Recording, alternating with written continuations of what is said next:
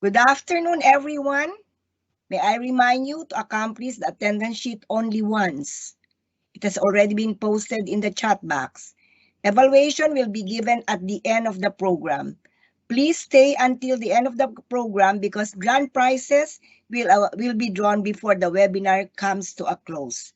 To perk us up in this unholy hour, may I call on Dr. Roger G. Sulayaw from Northern Iloilo Polytechnic State College for the Energizer.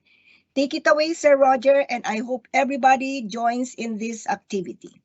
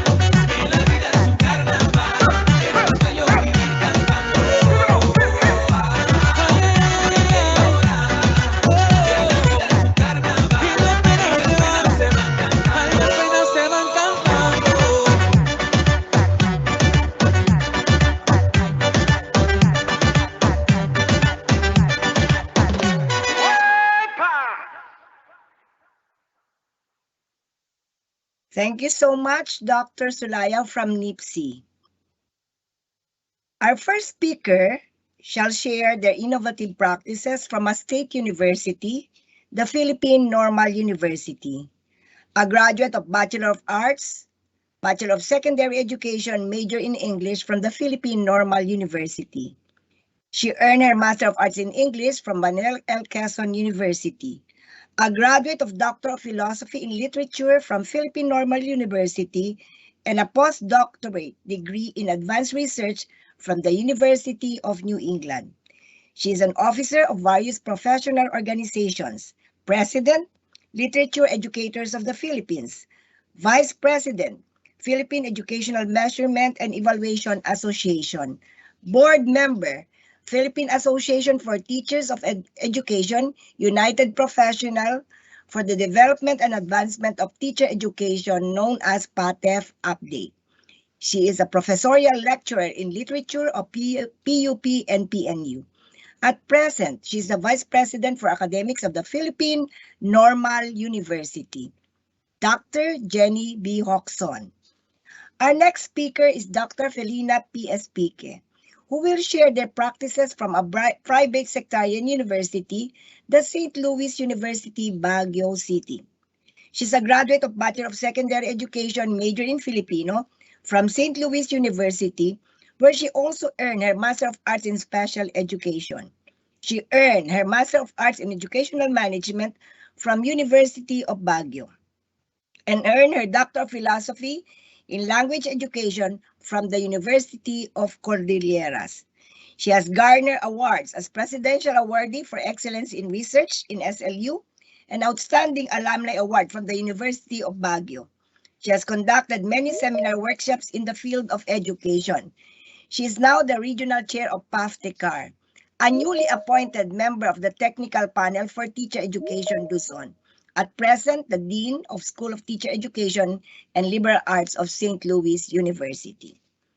Our next speaker is Dr. Deleta D.G. Polinar, who will tell us more about their practices from a local college, Talisay City College. A graduate of Bachelor of Science in Commerce and a diploma in Professional Education, Master of Business Administration and Master of Arts in Education from Southwestern University and Master of Arts in Special Education from Cebu Technological University. She earned her Doctor of Instructional System and Resource Management from the University of San Jose, Recoletos. She's an active member of PAFTE and CADTech Region 7. She's the program head in the completion of the Certificate Program Compliance for BE Ed and BS Ed program. Our last but not the least among our speakers will discuss their practices from another state university, the University of Southeastern Philippines in Davao City. A graduate of Bachelor of Science in Industrial Education from Mindanao State University. He earned his Master of Arts in Educational Management and Evaluation from De La Salle University and his Doctor of Philosophy in Development, Research, and Administration from the University of Southeastern Philippines, a recipient of Fulbright Research Grant, an active officer of PAFTE 11 and PAGE. At present, he is the Vice President for Academic Affairs of the University of Southeastern Philippines. Let us welcome Dr. Bonifacio G. Cabales, Jr. My dear colleagues, let us all learn from these experts in the academe. I ask you to put your heart emoticon in your chat box to welcome them all. Take it away, Ma'am Jenny. Magandang araw po sa inyong lahat. My name is Jenny and I come from the Philippine Normal University. I'd like to thank first my colleagues in the Philippine Association for Teachers and Educators, or PAFTE, for this invite. I'd like to greet all my friends who are joining us in this virtual session, and I thank you for the time to be able to share what we're doing in the university. May I share my screen? The discussion requested of me is that of the sharing of what we have been doing in the university as an innovation to the current experiential learning or internship. So I titled my presentation as the PNU Experiential Learning Reimagined. First, I'd like to begin with a background of where we established our innovations and how we designed our new program. This comes from the work that the Teacher Education Council did with the Philippine Normal University RCTQ in its work on pre-service teacher education. First, we did review, may I repeat that? First, we did review what is currently mandated of us in the CMO designed and distributed by the Commission on Higher Education. So the question is, how do the current PSGs define, explain to us the current experiential learning courses?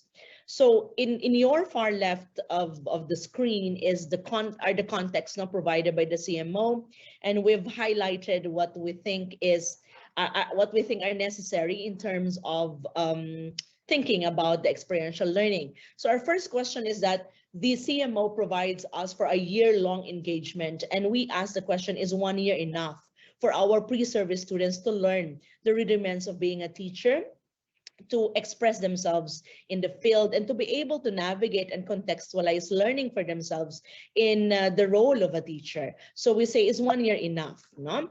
As we continue, the second question is that in the course description of the CMO, there are the description states it begins with field study experiences through observation, participation, and will progress, and that will progress, I think, that will progress to teaching assistantship and guided or mentored classroom teaching. The question that the TEC and PNU RCTQ articulated in the research work was that, how do we ensure that these activities lead towards preparing pre-service students to actual teaching in the field? Are these enough, no, to observe for a year and to observe during the 4th year or maybe the latter part of 3rd year? Maybe too late, no, in the context of observation and participation. There was also the context of the progression, and then progression to teaching assistantship. And then we asked the question in 2017, 2018, when we started with the work, how do we show the progress of students and how do we assess their readiness to teach? Is there anything that will tell us that from our institution in PNU, for example, that really there is a notion that we can say that our students are ready to teach, right? When internship, for example, is done towards the very last end, and should our students prove that they are not ready, then do we have the time to still go back and realign what their learnings are? Of course, the mention of NCBTS in that document was still NCBTS, but the 2017 PSG is already PPSD based, according to CHED, but still mentioned the NCBTS. Shall be used as guideposts. And the question that we raise is, how do we do that? What do we mean by guideposts? How do we know that our students can really achieve the expectations of the professional standards? No? During the time that NCBTS was used, was there any tool that told us that the NCBTS was used as guideposts? That is the same question that TEC with our partners also asked. Now, how do we use PPSD as guideposts? The prerequisites in the course in the PSG states all required academic courses for the degree should have been taken before practice teaching. That's the prerequisite. And then we ask again, should practicum really start in the 4th year? Isn't it too late? And so from here, my friends, from those questions that were raised in 2016 and 17, TEC, the Teacher Education Council, project on pre-service with in partnership with PNU RCTQ and our member institutions, which I will show later on, developed a context of the pre-service training that focuses on the practicum or the internship and experiential learning.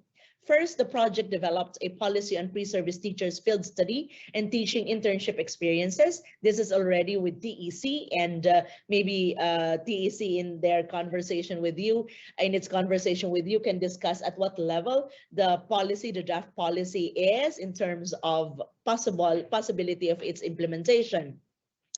The other context is the framework. What is the framework of the practice-based teaching? So the project developed a pre-service teachers practice-based training. In short, we call it PSTEPT, okay? And finally, there was a manual. We developed a manual that included guidelines and tools for TEI supervisors and teachers, for students, for cooperating teachers, on how to go about the practicum with PPSD as guideposts. We added tools, we added assessment, proposed assessment tools, not to guide the TEIs and the schools. I'm very proud to note on the national impact of the project, although, of course, the policy was not implemented because it should come from the Commission on Higher Education, assisted by in cooperation with the Department of Education, assisted by the TEC. No? So I'm very proud to note and mention our partners from CAR, Benguet State University, St. Louis University, and the University of the Cordilleras, from NCR Adamson University and FEU, from Region 1, Don Mariano Marcos State University, from Region 3, Central Luzon State University and Tarlac Agricultural University, from Region 4B, Palawan State University, Region 5 is Bicol University, from Region 7, Central Visayas, Negros Oriental State University and the University of San Jose Recoletos, from Region 8, Leyte Normal University and the Southern Leyte State University, from Region 9, Western Mindanao State University and the Ateneo de Zamboanga University, and from Region 10, Bukidnon State University and Xavier University, Cagayan de Oro. They all helped us in the development of the policy, of the draft policy, the guidelines, and the framework. From this project, and this is where again the university PNU based our current innovation, is the step to being practice-based, to say that it is highly experiential, it's developmental, it's formative, integrative, and system-based. What we have accomplished, we partnered, as mentioned earlier, we partnered with 18 TEIs with 36 writers, and we conducted many FGDs with cooperating teachers from the Department of Education, the supervisors coming from the TEIs. We did a lot of conversation with COEs and CODs and to present the tools, the framework, and the policy. This is the framework that was developed from that project, and this is what PNU is currently using. In this framework, you see the context of the practice-based teaching internship that is integrative, experiential, systematic, developmental, and formative. In that nutshell, we looked into the aspect of the beginning teacher coming from the professional standards, in the attribution of the professional education courses, the field study, and the teaching internship. So the practicum begins in the professional education courses and not segmented as a separate course, and other complementary activities of any university, just like all the things that we've been doing in varied aspects of our training, our students. The outer circles are the two very important and complementary institutions, that of CHED and through the teacher education institutions, and DepEd through the cooperating schools. We do not forget the quality assurance or the impact study that should help each of our institutions to understand what went wrong, what's the best to use, and how do we further contextualize the framework.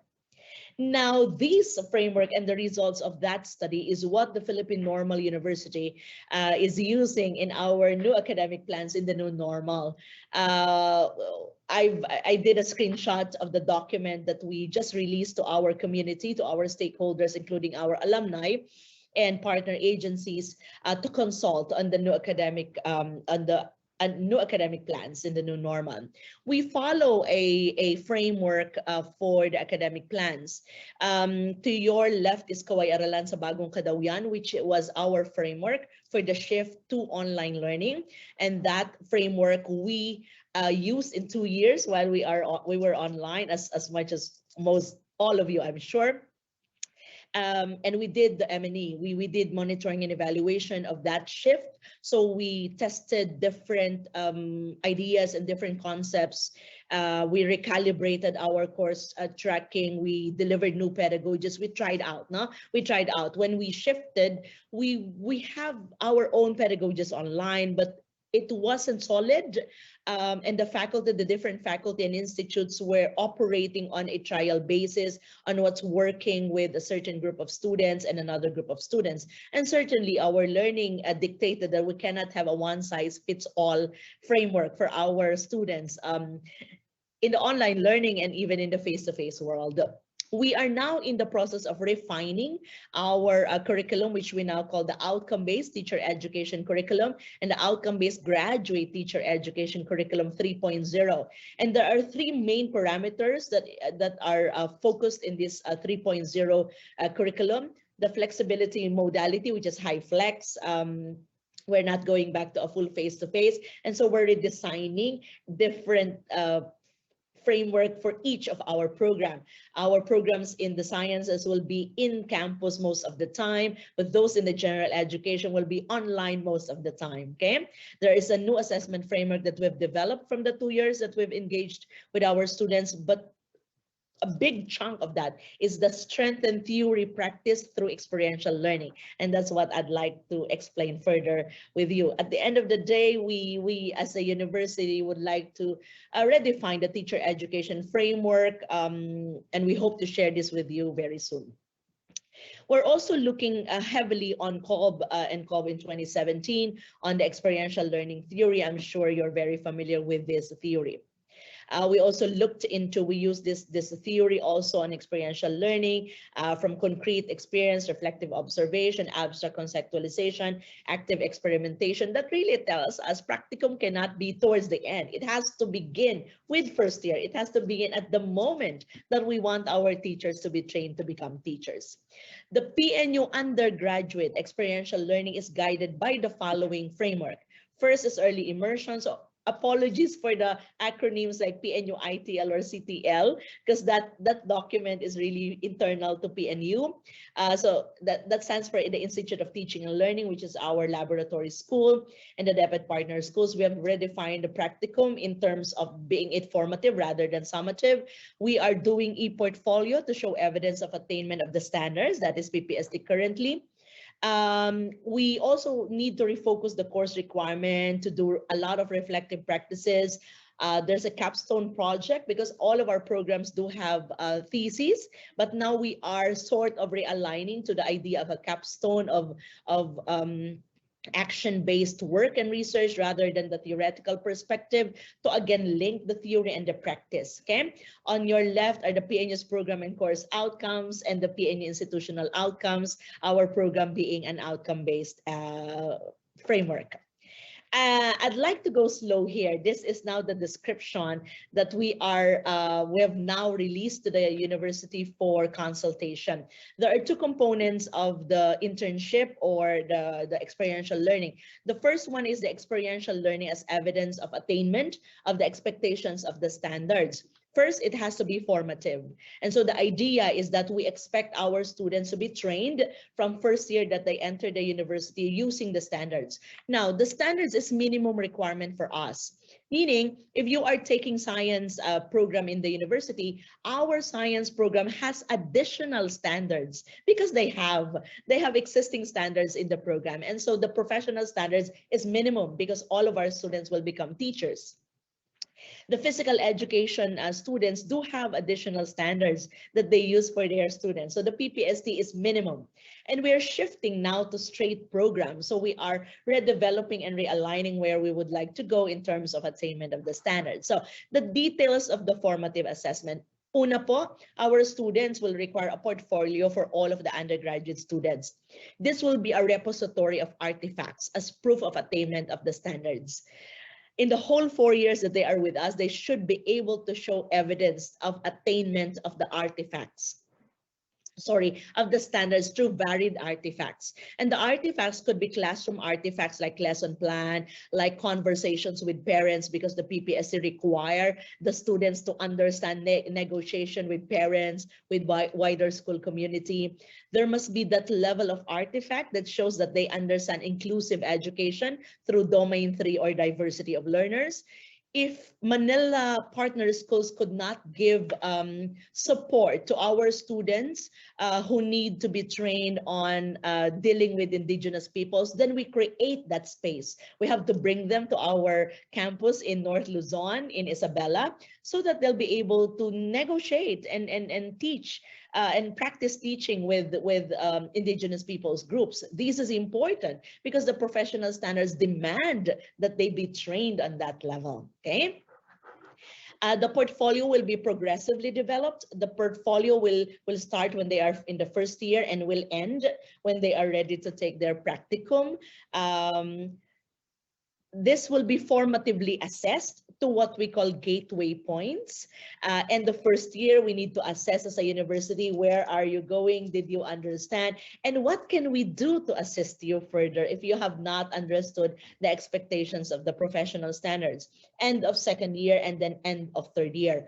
We envision that in each of the gateway points, there will be programs that will assist our students based on what transpired, no, or what the evidence show about our students' performance. That is yet to be developed. But what we are very ready currently is, sorry, forgive the numbering, but number two, the second number two, any findings of the review will be the basis for additional support for the students, which is part of the Strengthen Finishing School. The university has a program called Finishing School, which is when our students are ready to embark on, almost ready to graduate. And so we are trying to assist them understanding the need for GSIS, pag-ibig, while they are when they become teachers. We need to assist them further on how to write forms in the Department of Education, and the like, no? And that's what we call finishing school. And so we'll strengthen that to supported by the review of the attainment of our students in the portfolio. I'd like to say, let me go back. I'd like to say that the portfolio is a product of a review that we did on the new design of DepEd in the hiring policy. Okay? Unfortunately, hindi pa rin po ito na-release dahil nabinbin ng pandemya. Pero ang new hiring policy po ng DepEd nagre-require na ng portfolio of attainment ng ating mga students para kaya ng fresh graduate maka-apply sa Department of Education. In the absence of experience, they show evidence of attainment of the standards via the portfolio. Early immersion. Early immersion for us means that the idea of a new concept of education that is never going to go back to the pre-pandemic setting must be experienced by our students. And so PNU will enter into a 4-year engagement with DepEd, quite similar to how we did the I forgot how it was called, but there were courses before, you remember, before the CMO, when they are going to partner, when our students are going to partner institutions to observe, etc. We will capitalize on the learning there. There were challenges, many challenges that happened there, but we will capitalize on all of those and redevelop that so that our students are allowed to experience firsthand the expectations of the standards. PNU cannot give all of these experiences. Again, for example, diversity of learners require that our students be trained to deal with indigenous peoples, to deal with students in varied intelligences, and PNU do not have these kinds of students.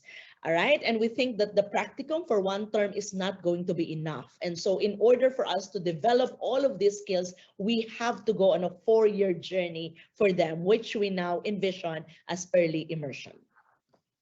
This is, in a nutshell, the framework of the experiential learning program. This is a work in progress and currently being developed by 2 academic leaders in my team, the Associate Dean of the Faculty of Education Sciences, which takes care of the professional education courses, and the Director of the Institute of Learning, Teaching and Learning, which is our laboratory school. Finally, some of our activities would look into, as a strategy, would look into the idea model, which was developed in PNU by Sigwe et al., which looked into pre-engagement, engagement, post-engagement activities, and we're aligning them into the Cobb's theory of instructional strategy or experiential learning cycle, which looks at the concrete experiences, which is doing, reflective observation, abstract contextualization, and active experimentation. Okay, so that's what we are doing in the university. It's really realigning everything with the expectations of the community, of the standards, and DepEd as our main business, no, as our main partner, expects that our graduates are imbued with the expectations of the standards that they adopted. Thank you very much, my friends. For any questions, please email me. My email address is presented on the screen. Marami pong salamat. Thank you so much, Dr. Jenny. RBP for Teacher Quality. May we now call on Dr. Speaker to share us about their practices in St. Louis University. Take it away, Dr. Speaker. Thank you very much, Mamila. Good afternoon, everyone. Dear Paftenians, to all the participants, we are happy that you are joining us this afternoon. So let me present to you also our experiences in St. Louis University relevant to the implementation of our pre-service teachers degree programs in all the different courses. So the title of my presentation is Innovative Practices in the Implementation of Full Study Courses in Teaching Internship, particularly referring to the experiences of St. Louis University. Next, Mamane.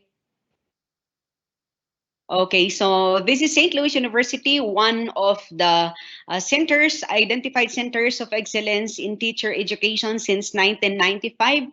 And we are glad that we were able to maintain that recognition from the Commission on Higher Education and from the other agencies participating in the Teacher Education Council. So we have here of course, a presentation of our university activities. So we have here also a short video for you to see what St. Louis University is, particularly the School of Teacher Education and Liberal Arts.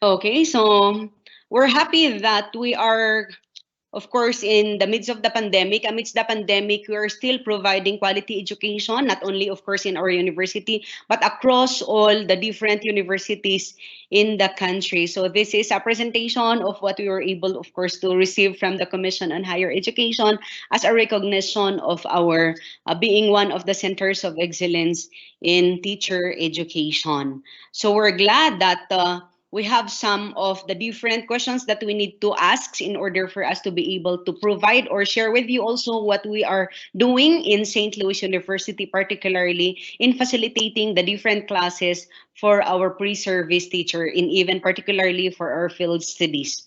So the first question that I'd like to answer for everyone for us to be guided is this question: what are the most challenging among your many concerns? So we have a lot of concerns, not only in the teacher education programs, but also in other programs. But of course, particularly for all of us, here are the questions that I may share with you. So it's very important that we really have a very clear direction. So we're glad that in St. Louis University, our university president, particularly Reverend Father Gilbert B. Sales, is really very proactive and innovative in all the things that we need to do for the university. So everything is clarified not only at the level of the department, but even at the level of the faculty, at the level of the different programs. So we have a very clear agenda that we need to make sure we're going to target it for the across all programs, in even in the even in the courses level. So the first goal is for us to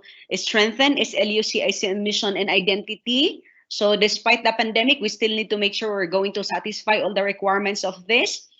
Second goal is for us to ensure that quality Catholic education is still in place, it's still happening.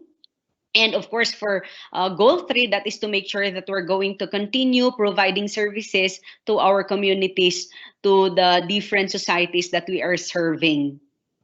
And of course, these are clearly articulated also in the different activities that we have, particularly for the different KRAs. Next, Mamane. And these KRAs are actually identified here. I would just like to start from here because it's also very important that even our students, even our teachers, not only specifically referring to a specific course, and that is field study. So sustainability is very important. That's actually KRA number 5. And even to make sure that our environment is also taken care of or well cared of. That's also our KRA number 4. So all of these KRAs are being targeted by all the different courses, and these are clarified in all the different activities that we do in our university, especially with our students, especially when they are fielded in our laboratory schools. So these are clarified with them so that in everything that they are to do, they are guided by all of these targets that we were able to set for our university. And we are working all together in order for us to meet all of this. For the next goal, of course, is very important for us to target also the different KRAs. And these KRAs are actually spelled out. And these are referring to make sure that even our non-teaching staff, they will be of help with our student teachers. Indeed, during the pandemic, because in St. Louis University, there are 2 types of modalities that we were able to let our students choose that is in compliance with the advisories of CHED relevant to make sure that everybody is given the access to education. So we have 2 types of modalities. We call it as online-based modality, where we make use of synchronous and asynchronous lectures with our students. And even when we do let our students do facilitate also their classes with the laboratory schools, for the student teaching, we are using the same types of modalities. And the second one is correspondence-based modalities. Our pupils or our students, both in the elementary level and in the junior level, and even actually in our senior high school level, we do facilitate our classes in 2 types. Still, how we do facilitate our classes in the tertiary level, that's how our student teachers are also facilitating their classes in the laboratory schools. And that is why we were able to allow also our non-teaching staff in St. Louis University to be of help to the teaching staff and to our student teachers to make sure that quality education is ensured. So hence, there were trainings that were conducted together with our students, non-teaching and teaching staff, so that our curriculum will be responsive, will still be relevant amidst the challenges of the pandemic. And we did not also forget to make sure that the student welfare and services are provided. So later you're going to see the different activities that we've been doing so that still the student services that we do offer for our student teachers are still happening, or they are still, of course, getting all of these services from our university. And even for our research activities, we do, of course, recognize that we still need to continue doing all of this with all the guidelines and policies that we were able to modify and contextualize in the data gathering and so on. Even for the extension programs, we still did continue all of these activities with our student teachers. And for the goal 3, I know that we are all aware that one of our main functions as teachers is to make sure that we're going to allow our students to realize that they should contribute something to their society. So in our field study courses, we still made sure that our students will really be of help in promoting justice, peace, and integrity of creation, and even ensuring that indigenous peoples' education is advocated by our students. And these are actually demonstrated specifically in the student teaching phase. So the second question that we would like to answer for us to be clarified as to what do we have here in St. Louis University is this question. What adjustment have we made in the light of the pandemic? Okay, so as we all know, we are not into residential mode of instruction anymore, but we are into distance learning modalities. So I know that we were able to do all of this also in other universities. So of course, we were able to do a lot of trainings with our students. We were able to administer questionnaires as to how is it. So because we were able to subject also our quality management systems following international organization standards, we made it sure that every end of the semester, we do get, of course, data from our students, them expressing, we allow them to express what they would like to express relevant to the improvement of our practices. So this is for the different phases of our training. So particularly for phase one, we were able to, of course, identify exactly the modalities. Phase one, Mamane,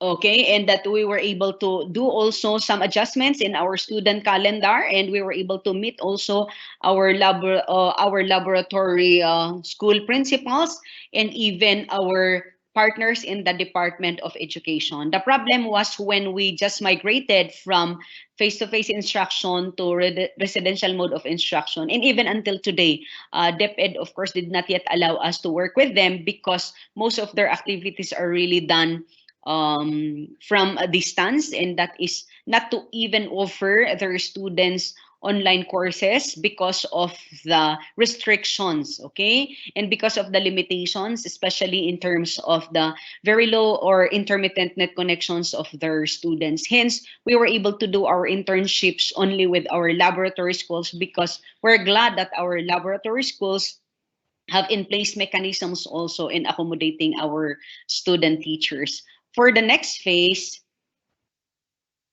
we have, of course, a very clear instruction, and we've been revising how our student teachers should be working with our laboratory schools in terms of developing their instructional materials and in terms of helping also the cooperating teachers there in providing support for our learners.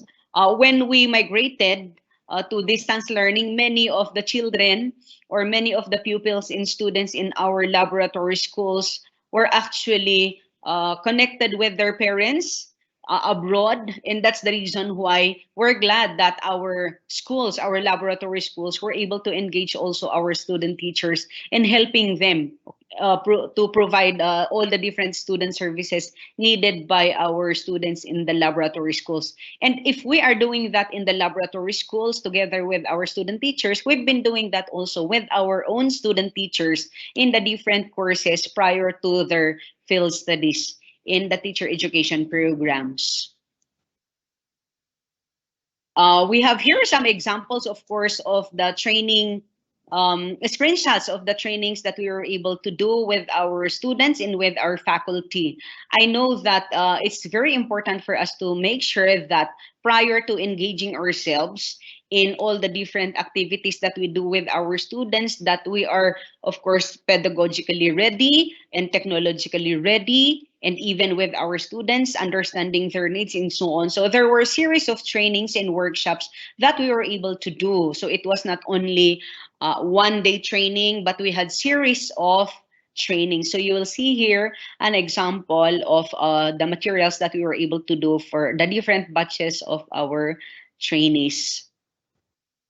So even our university president, of course, they were able to mandate our University Instruction Development Committee in St. Louis University, and ako po ang chairman of the said committee. We were not able to train only our own student teachers, our own teachers in the professional education, but we're glad also that our university is cognizant that there is something that our professors in the teacher ed program may contribute for the enhancement of all the activities that we also have in the other programs of the university. And that's with the School of Engineering and Architecture, School of Medicine, School of Law, and others. So we were able to pre-design our course learning modules, our course and assessment guides, and these are all available using, of course, our Google Classroom course sites. That's for the phase 3. And for the last phase, that is to make sure, that's phase 4, that we're going to, yeah, we also have here the correspondence-based learning. I was able to mention also this one a while back. And for the phase 4, we also have here the need for us to make sure that we're going to follow the CQI framework in getting inputs from the parents, from all other stakeholders, if there are things that must be done yet in order for us to provide quality education for our students. So you can see here also the different components of the different phases that we were able to implement in the School of Teacher Education and Liberal Arts. So we were able to come up with in-place guidelines and mechanisms and procedures for curriculum and instruction, learning environment support system, faculty and employee support system, student support system, stakeholders engagements, and school leadership. So these are all very helpful in the implementation of our field study courses. There was this time when we were able to implement also our 6-week courses for our students. So this, of course, also had an effect in the schedules of our field study students, because when we had our field study courses with our students in the laboratory schools, they were able to follow also some batch courses. And that is why our students in the pre-service teaching or level were able to also follow the schedules that we were able to implement in the basic ed. But most of the courses that we were able to contextualize in the so-called 6-week courses are in the tertiary level. But it had, of course, an effect in the implementation of our field study courses. Our university also came up with this overall strategy in order for our students to be guided as to how they're going to do all the things that they need to do in the conduct of their field study activities. So we have here an acronym, which is, of course, you can read from the screen as PEACE. Letter P means provide mental health and emotional support for our students. But at the same time, this is what they need to provide also for their pupils in the laboratory schools, to employ all the different units of the university, all the different strategies that must be done, especially in the implementation of the health protocols and many others. Okay, and then to make sure that they're going to assess the ripple effects of the crisis to the academic community as soon as possible to provide solutions, and then to contain community transmission also. And that was why we decided not to let our students go to the Department of Education to be helping them in the facilitation and in the management of their modules being sent to the different schools face to face. But what we did was to just contain our students in our laboratory schools. And of course, letter is for us to engage also other communities in order for us to make sure that we're going to continue with our courses as it should be done.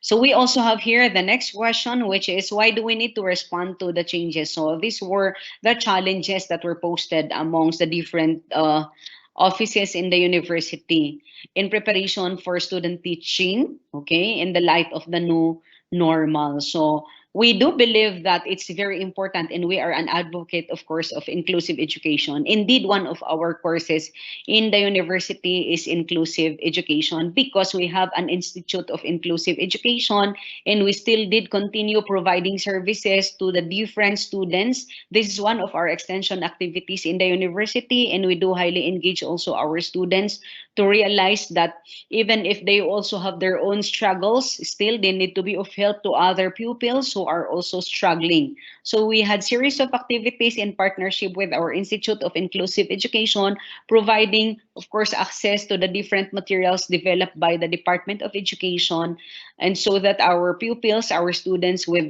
visual problems will still have an access to the modules developed by the department through using different technological tools. okay, for accessibility.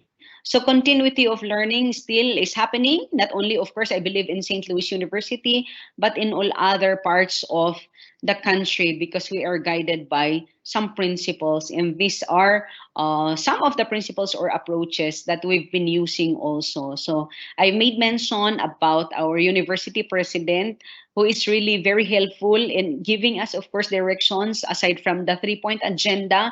He was able to give us some approaches that we're going to use for the VUCA world that we are using right now. So how are we applying this so-called vision, understanding, clarity, and agility in contrast to the volatility, to the uncertainty, complexity, and ambiguity of what we are facing right now? So these are some of the things that we were able to do, particularly in conducting our off-campus activities, okay, with our student teachers in the university. So what are these activities? Because we would not like to limit our students to the activities that we also have here, that we have in the campus. So in our University Instruction Development Committee, particularly manual developed by the UIDC, particularly on distance learning education, there are series of considerations that we were able to, of course, let our faculty and our students realize. And of course, these are of the different principles that we were able to let them remember, that when they will do their field study and with our student teaching, that they have, of course, all the different skills, and that they are aware of what to teach, and that they're familiar with the content standards, especially the most essential learning competencies set by SHED. So using these two types of modalities that we are using in the university, we were able to train them for this, particularly in their courses, Technology for Teaching 1 and Technology for Teaching 2. For the last question, how do supervising teachers manage all of this activity? I have actually some series of things that our student teachers, particularly their supervisors, were able to do, and even in the monitoring of all of this. So these are all combined with 5 activities that our university was able to do, particularly of the School of Teacher Education and Liberal Arts, in reconfiguring and in contextualizing our activities. So the first of this is letter A. We were able to allow our students to implement the different duties and responsibilities set by the laboratory schools. So we have 3 laboratory schools, and this is the LES, Laboratory Elementary School, LHS, Laboratory High School, and Senior High School. So what we did was actually to contextualize our field study courses MOPG. So in the past, we were able to require them to make sure that they're going to be present in the university before 7:30. That's actually 15 minutes before the time, but that's not the case anymore. We were able to require them that prior to the opening of the different cooperating teachers of their LMS. We are using 3 LMS in our laboratory schools because of our previous partnerships with some companies. So prior to the pandemic, we already are using an LMS. So we have Genio and Ara Links, and we were able to introduce recently Google Classroom. So at exactly 7:30, our student teachers are supposed to be participating already in the homeroom activities of our elementary and high school classes. So that's one of the things that we were able to do. Next is for the implementation of outcomes-based education. We made sure that we were able to target the essential learning outcomes that must be targeted in our field study courses, not only in the field study courses, but even in the different courses of the teacher education programs, because we're also guided by the outcomes-based education framework, and of course by the requirements of SHED. So we tried to revisit what can be done in the different courses in relation to the context, of course, or recognizing the context of the different laboratory schools where we are, of course, having our field study courses. So we tried to reconfigure our course syllabi following flexible learning modalities. And in doing so, we were able to come up with several activities, like to allow our students to come up with unit plans, to come up with their learning plans, having all of these different activities. Indeed, our student teachers are very helpful. They've been helping our cooperating teachers in the implementation of all of this series of activities that you can read on screen. I don't have to read all of this because I know that you're familiar with all of these activities. So most of these activities are the activities being done not only in the high school level, but even in the elementary level. Some self-reflections, monitoring activities were initiated by them. And of course, we know that our student teachers will not be fielded, they will not be employed unless they will make it in the licensure examination for teachers. So for the information of everyone, in St. Louis University, our student internship is actually not only 6 units, but it's 12 units, because we were able to come up with a course enrichment embedded in the practicum. And this, of course, includes the preparation for the licensure examination. And we've been inviting, of course, other people who will be helping us, experts for our licensure examination preparation. Even for our student services, we were able to contextualize this. I made mention of this as one of the best things that we were able to do for our students. So our students can, of course, access all their assessment results and evaluation using our iPortal platform. And of course, you can see here some of the samples of the screens that we were able to get from this specific platform, specifically for SLU's use. And even our student teachers, okay, while they do develop all their learning materials, we make sure that they're going to, of course, come up with materials that are rooted in literature. So we also make sure that we do check whatever they will use, and that's using all the different e-sources that that they are also paying for them to make sure that they're going to come up with something that is acceptable. So we always let our students engage Grammarly, PlagScan. So all of our students are very familiar with this. Anything that they're going to submit using the Google Classroom is, of course, required to have undergone all of those, how do you call this one? Using the Grammarly and PlagScan, supposed to be ideally, but of course, there are some of our teachers who are not using it.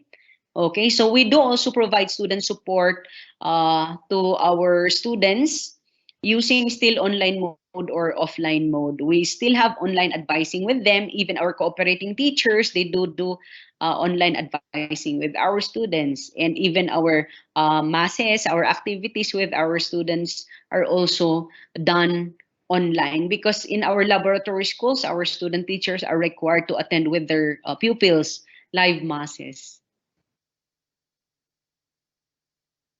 Okay, so these are some of the different activities. You just have to move from one slide to another, Ma'am Manalyn.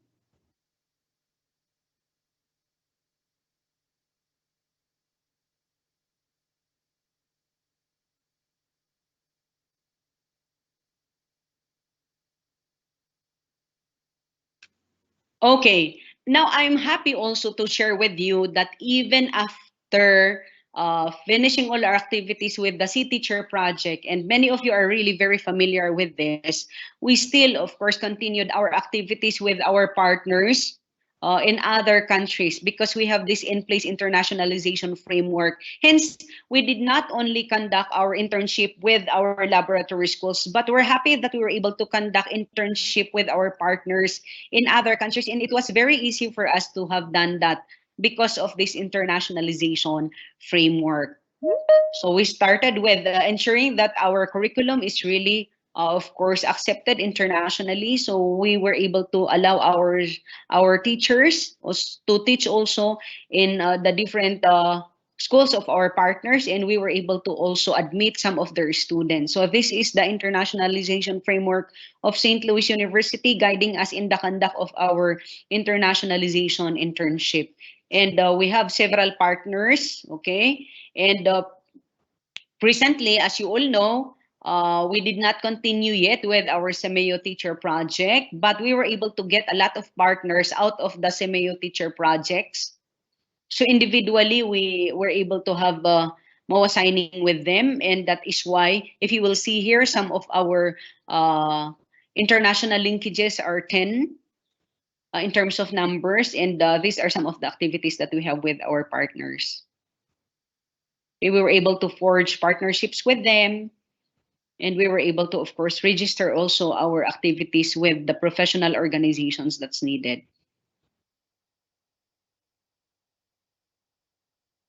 Okay, so most of our student teachers in our field study courses were able to participate in the various activities that we were able to do with the Regional English Language Office. So we're happy that RELO was able to provide us a lot of lectures, and these visiting lecturers were able to help our student teachers also understand how things are supposed to be done in the international context. So these are some samples of materials that we were able to do with them. We have, of course, our internship also with at Majaya Catholic University. We have student teachers with them.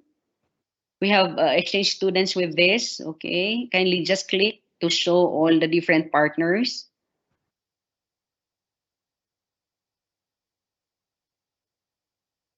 We have students with Valaya Alongkorn, and then these are examples of our activities with them, the MOA signing. This is in Thailand po.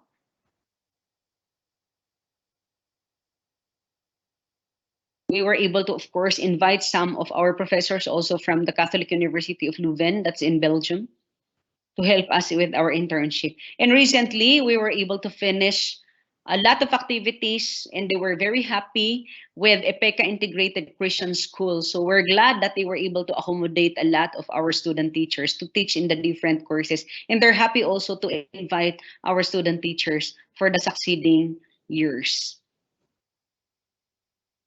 Okay, so these are our partners.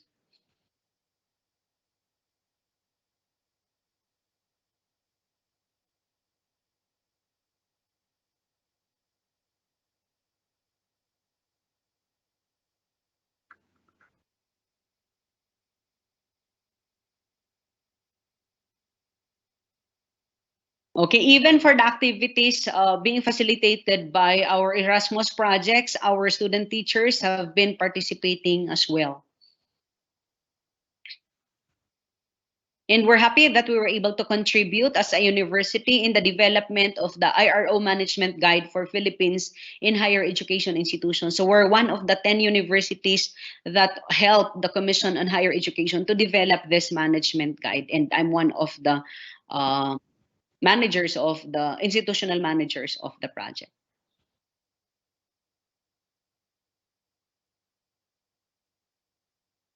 We were able to conduct, for the information of Ma'am Jenny, we were able to conduct and continue what you were able to task us to do curriculum quality audit using, of course, the PPST. And that's one of our extension programs with our student teachers. We're glad also to inform everyone that we have this Project Kalayaan with DepEd, where we were able to involve 5 student teachers in 2020, helping our students in the Department of Education for in understanding their course materials.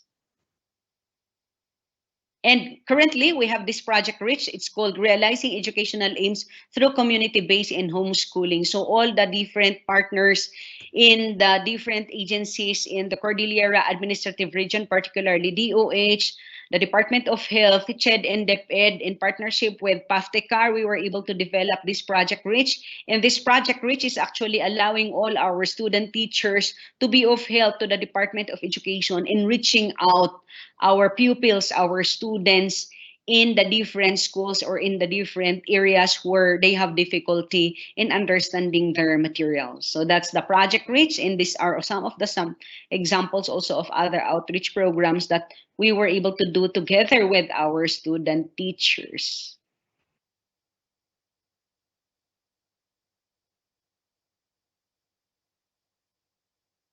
Okay, that's all. Thank you very much for listening to the presentation of the experiences of St. Louis University. Back to you, Mamila. Thank you so much, Dr. Spique, for sharing your practices in St. Louis University. And now we're ready to listen to Dr. Deleta D.G. Polinar from Talisay College, City College. Ma'am Polinar, please. Good afternoon, fellow Paftenians who are now in the different provinces of Luzon, Visayas, Mindanao, and in any part of the world using this portal via Zoom. I would like to thank the organizers for giving me the privilege to share with you the innovative practices in the implementation of field study courses and teaching internship in Talisay City College. Let me first give you a background.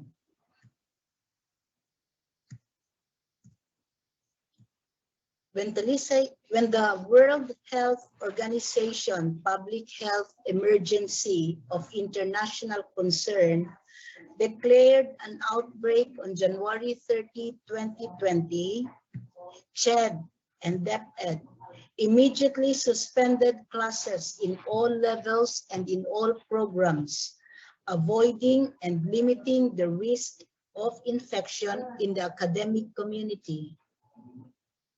At that time, we were in the middle of the second semester of that school year. Adhering to the memorandum, Talisay City College immediately suspended classes, allowing then our students, teachers, to graduate even without finishing the required number of hours. When the first semester of school year 2020-21 opened, we did not have the problem of offering the subjects because our fourth year students at the time were using CMO 30 Series 2004, in which field studies subjects were distributed in 6 different semesters. And the good thing is, their last field study, described as FS6, 1 unit, covers the teacher as a professional. We didn't have the problem of fielding them because we asked them to recall what they had observed from their FS1 to 5 mentors. And at the same time, we asked them to recall what they had observed from their FS1 to 5 mentors. At the same time, recall their elementary and high school teachers, to include their college instructors in answering their 6th FS handbook. When the teachers was about to end, or almost at the beginning of our second semester, and student teaching was about to be offered, our college president was in a dilemma whether to offer it or not, considering that all public schools in elementary and secondary, including the private schools, were still practicing modular, work from home, or virtual classes. So he called CHED Ross 7 and inquired whether to offer or not student teaching. CHED's answer was not to derail the students' timetable to finish the course, simply saying, offer and find ways.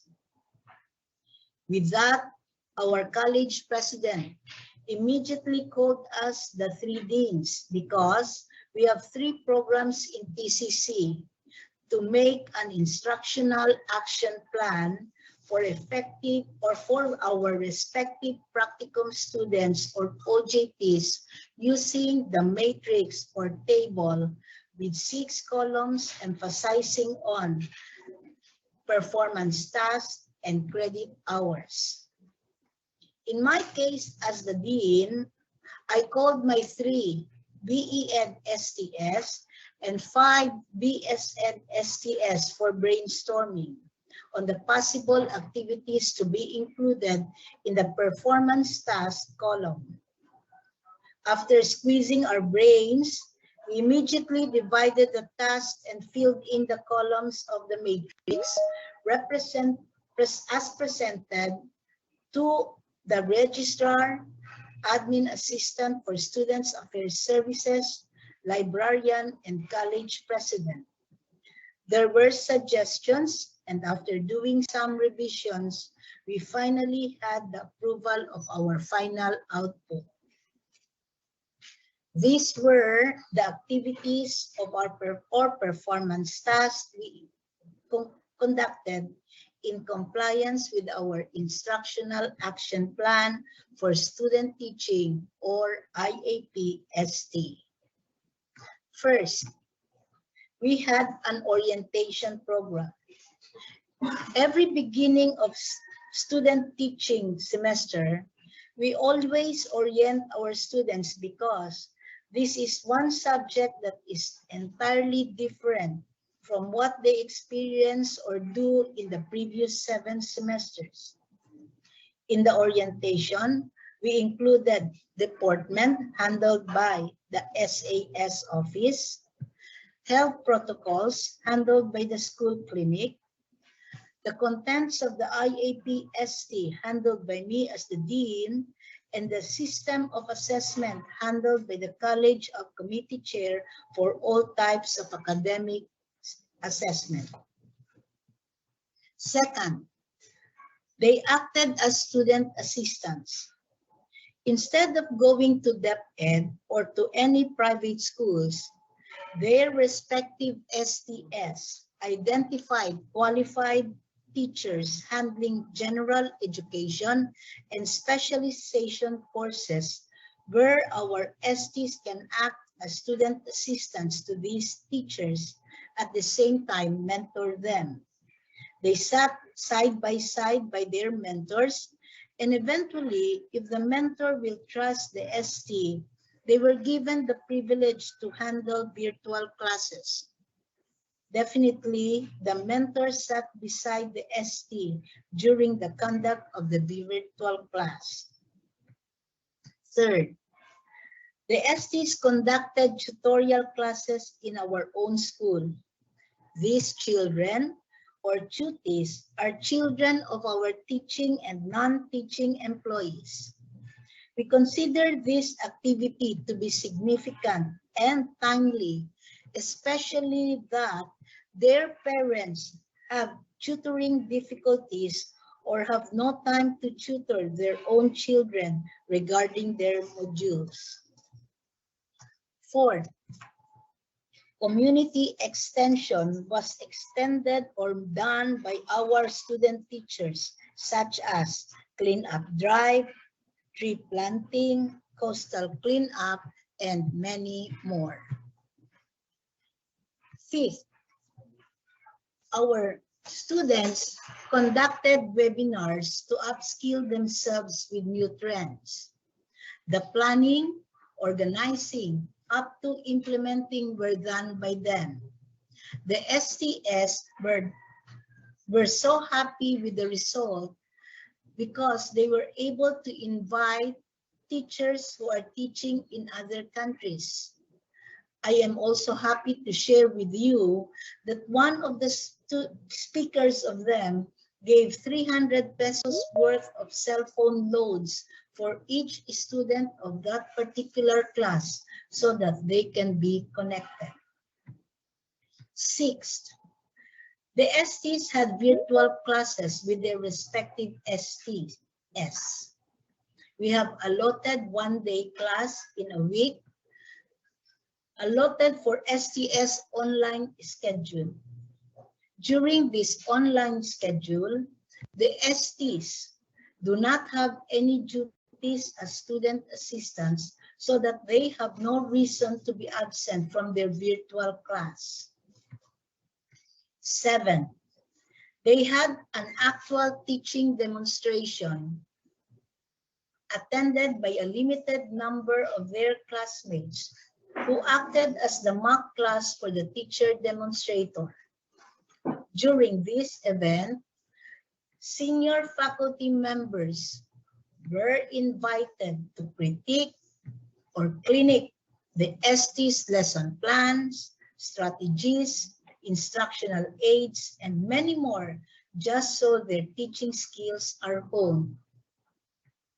8, apart from actual demonstration, the STs also conducted virtual teaching demonstration with their STS. STs are required both virtual and actual teaching. According to them, the virtual demo teaching is more challenging and more neck-wrecking because their STS is the only viewer, listener, and critiker at that very moment. Ninth, another activity which we included in the IAP for ST is review classes. From Monday to Thursday for 2 hours per week, the general and professional subjects based on PRC TOS were reviewed by our own teachers for BSN every Friday. On Fridays, their STS conducted review classes in the area of specialization. That is the very reason why our STS or BSN specializations are speakers of the specialized courses or subjects. Here you can see some screenshots taken by their reviewers as a proof that they conducted classes.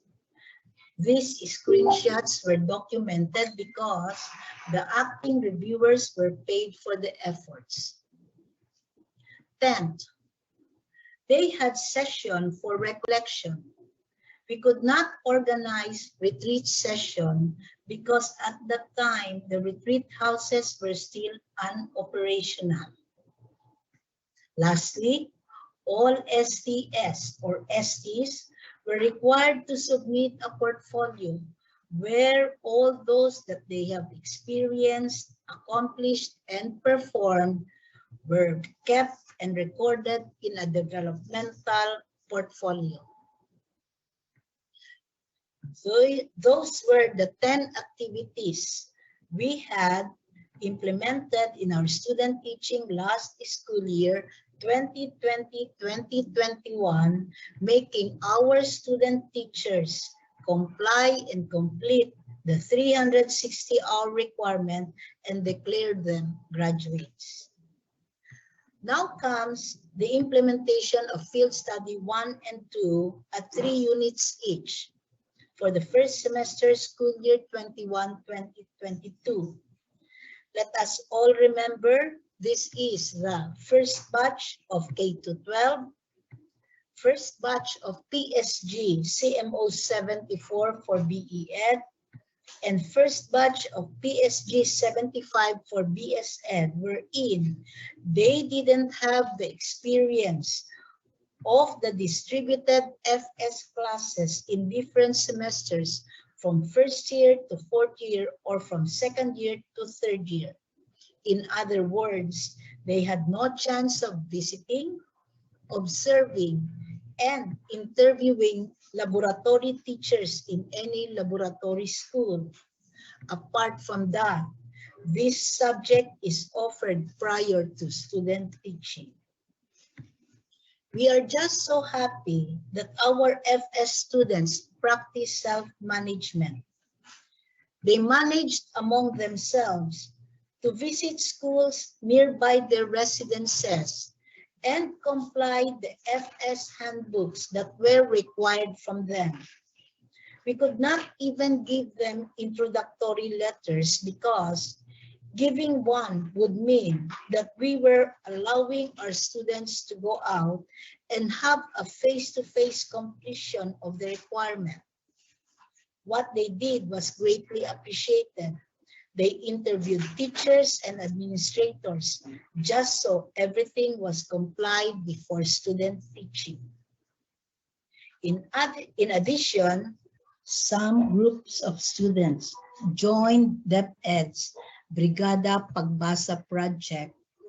They underwent conference and training with some teachers before they joined the activity. The teachers of that community were the ones who gathered the children.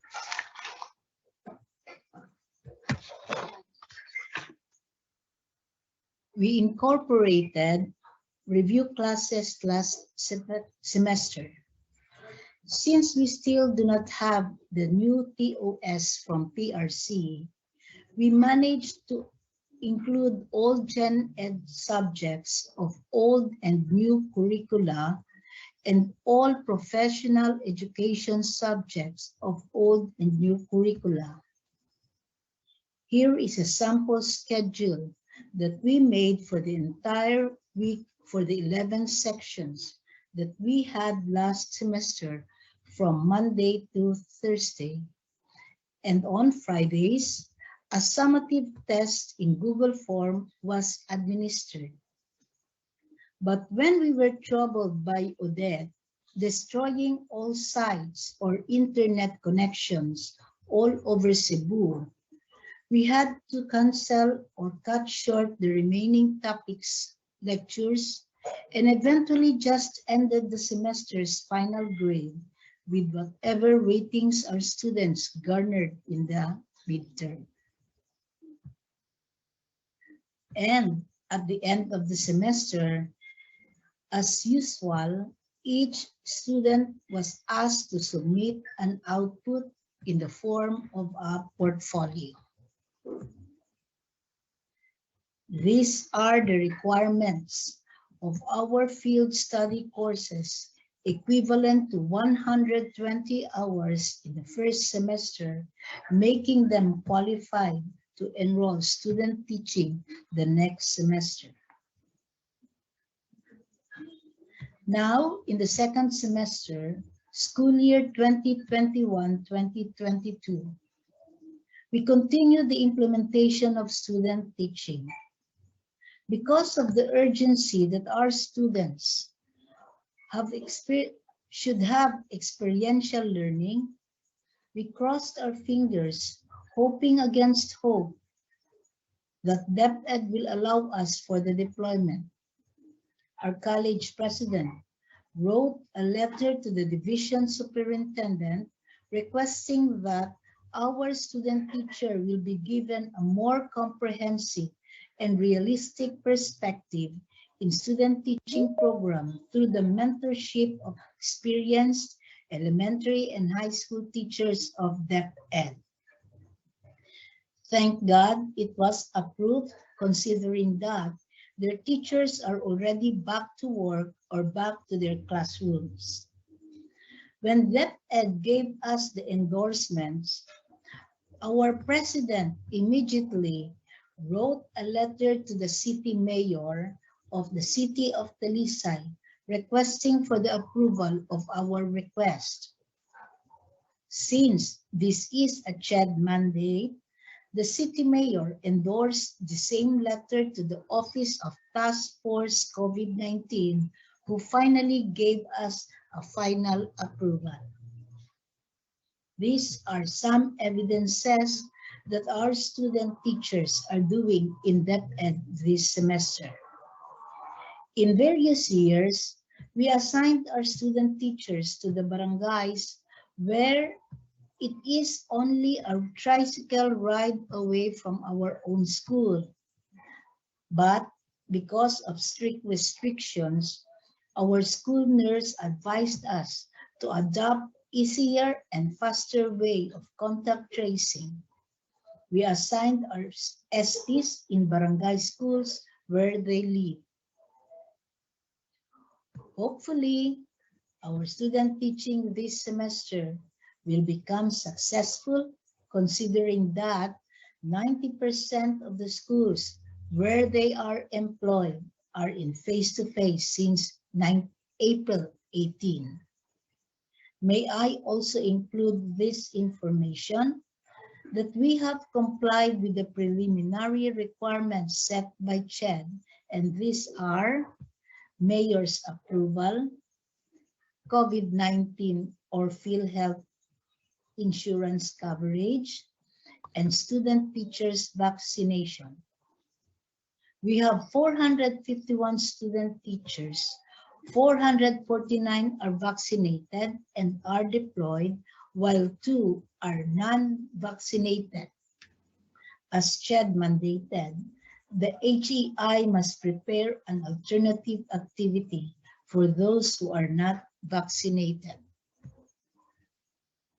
To summarize the innovations and practices of Talisay City College in student teaching and field study courses, we use the IAP for ST in school year 1920-2021, practiced self-management in the first semester of school year 2021-2022, and now second semester, we joined hands with Department of Education as they implement the learning delivery modality in both elementary and secondary schools. That's the end of my talk. And before I leave, let me share with you the quotation from David Kolb. Being actively involved in experience, reflecting on the experience, conceptualizing the experience, and using what you have learned to make decisions and solve problems where all have gained from experience. From Talisay City College, I say thank you for the opportunity. Thank you so much, Dr. Deleta Polinar, for that very comprehensive talk on your teaching practices in Talisay City. And now may I call on the next speaker to share with us another best practices from another state university, Dr. Bonnie Gabales Jr., Vice President for Acad Affairs of USEP. Sir? To the participants in this 12th Midyear Convention of the Philippine Association for Teachers and Educators from Davao City, maayong hapon. Good afternoon. Magandang hapon po sa ating lahat. It is a privilege to share to the participants in this convention the innovative practices in the implementation of study courses, field study courses, and teaching internship as experienced by the University of Southeastern Philippines. I would like to start with a very quick presentation about our university, which is situated in Region 11. It has 3 campuses, the Obrero as the main campus, the Mintal campus still in Davao City, and in Tago Mabini campus situated in Davao del Norte and Davao de Oro. There are 3 colleges offering teacher education program in our university: the Obrero College of Education, Tago Mabini campus College of Teacher Education and Technology, and in Mintal campus our Pamulaan Center for Indigenous Peoples Education.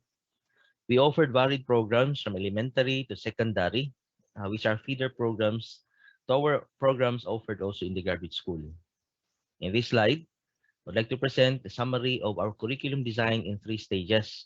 The entry requirements that we have set, requiring our students to comply, we believe are significant factors to influence their success to complete the teacher education program.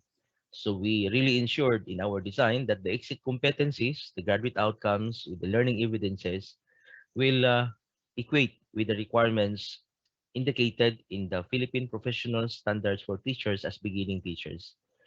This is very challenging on our part, especially in the last 2 years, wherein half of the curriculum that we originally designed for face-to-face is being affected by the pandemic.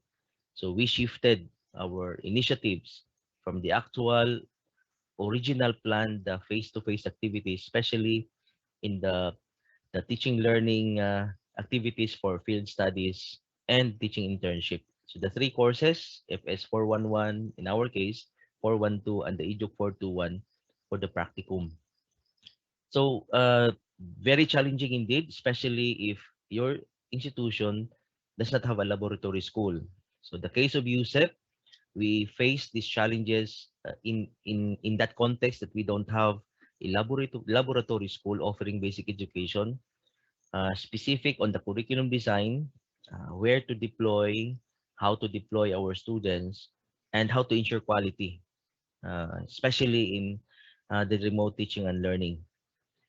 So these challenges were addressed specifically in the curriculum design following the outcomes-based education framework, wherein we tailor-fitted the syllabus depending on the context, the program, the community, and the industry, where they will be where they will be serving after graduation.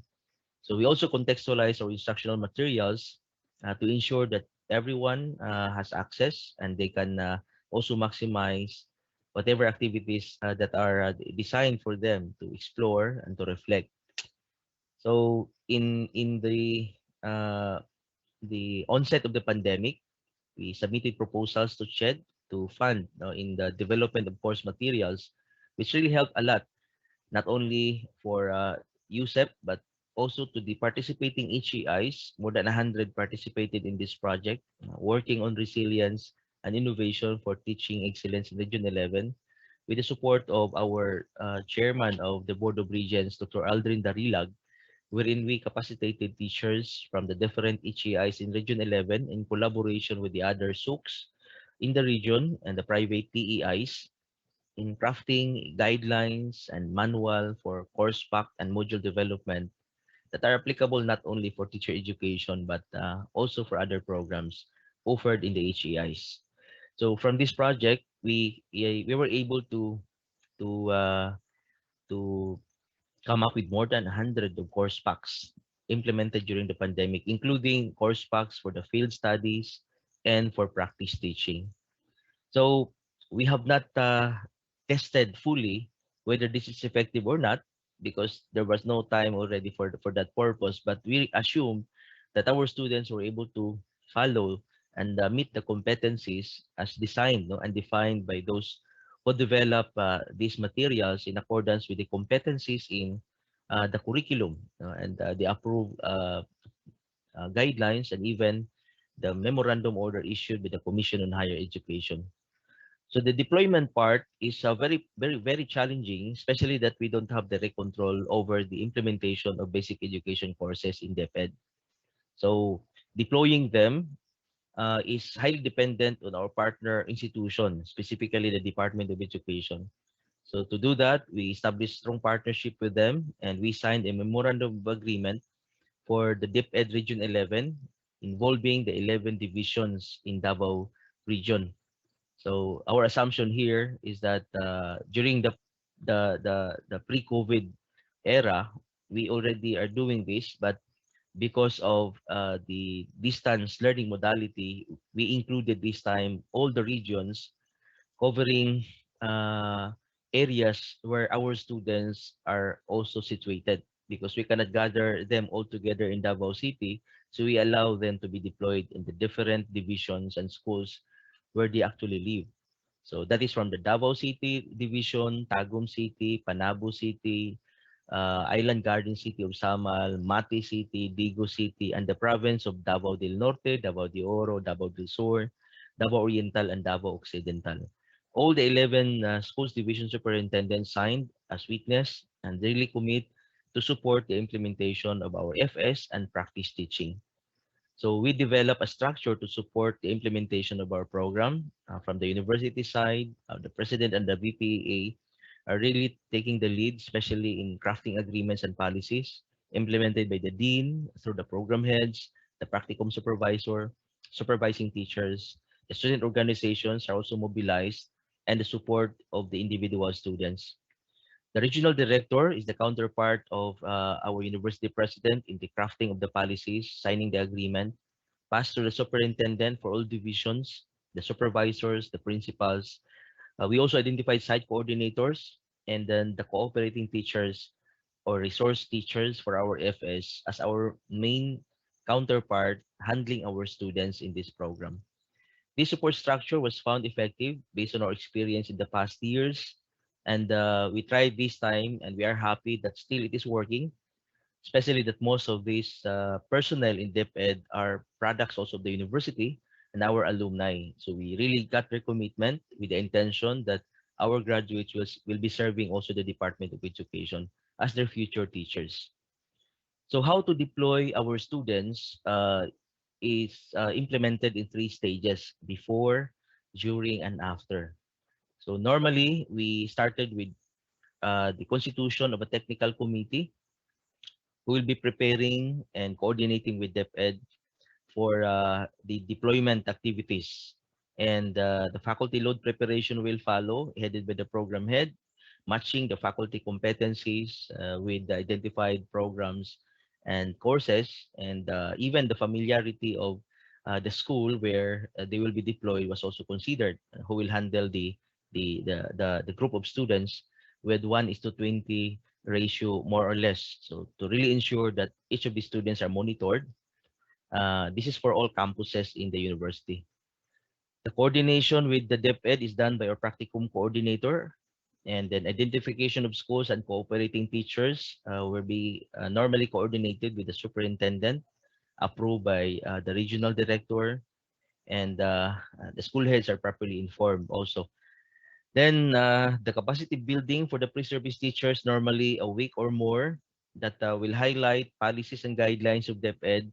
We invite speakers from the DepEd who will speak about the policy, the curriculum, and even the requirements as to the design of the syllabus, their attendance, and the behavior expected from them once they will be under the premises of the Department of Education. So in that capacity building, we also conducted series of orientation within that period, requiring them to conduct demo teaching, micro teaching, and simulation to really prepare them for the deployment. And since the face-to-face activity cannot be done, these were all through virtual modality, including the conduct of teaching demo. And the pinning activity before they are deployed, normally this is the practice before the pandemic, but during the pandemic, medyo na-delay ito, and this was implemented immediately after they were deployed to the different schools. So we prepared a calendar of activities to guide our students and teachers from day one of the deployment or even the pre-deployment up to the culmination and the post-deployment activity.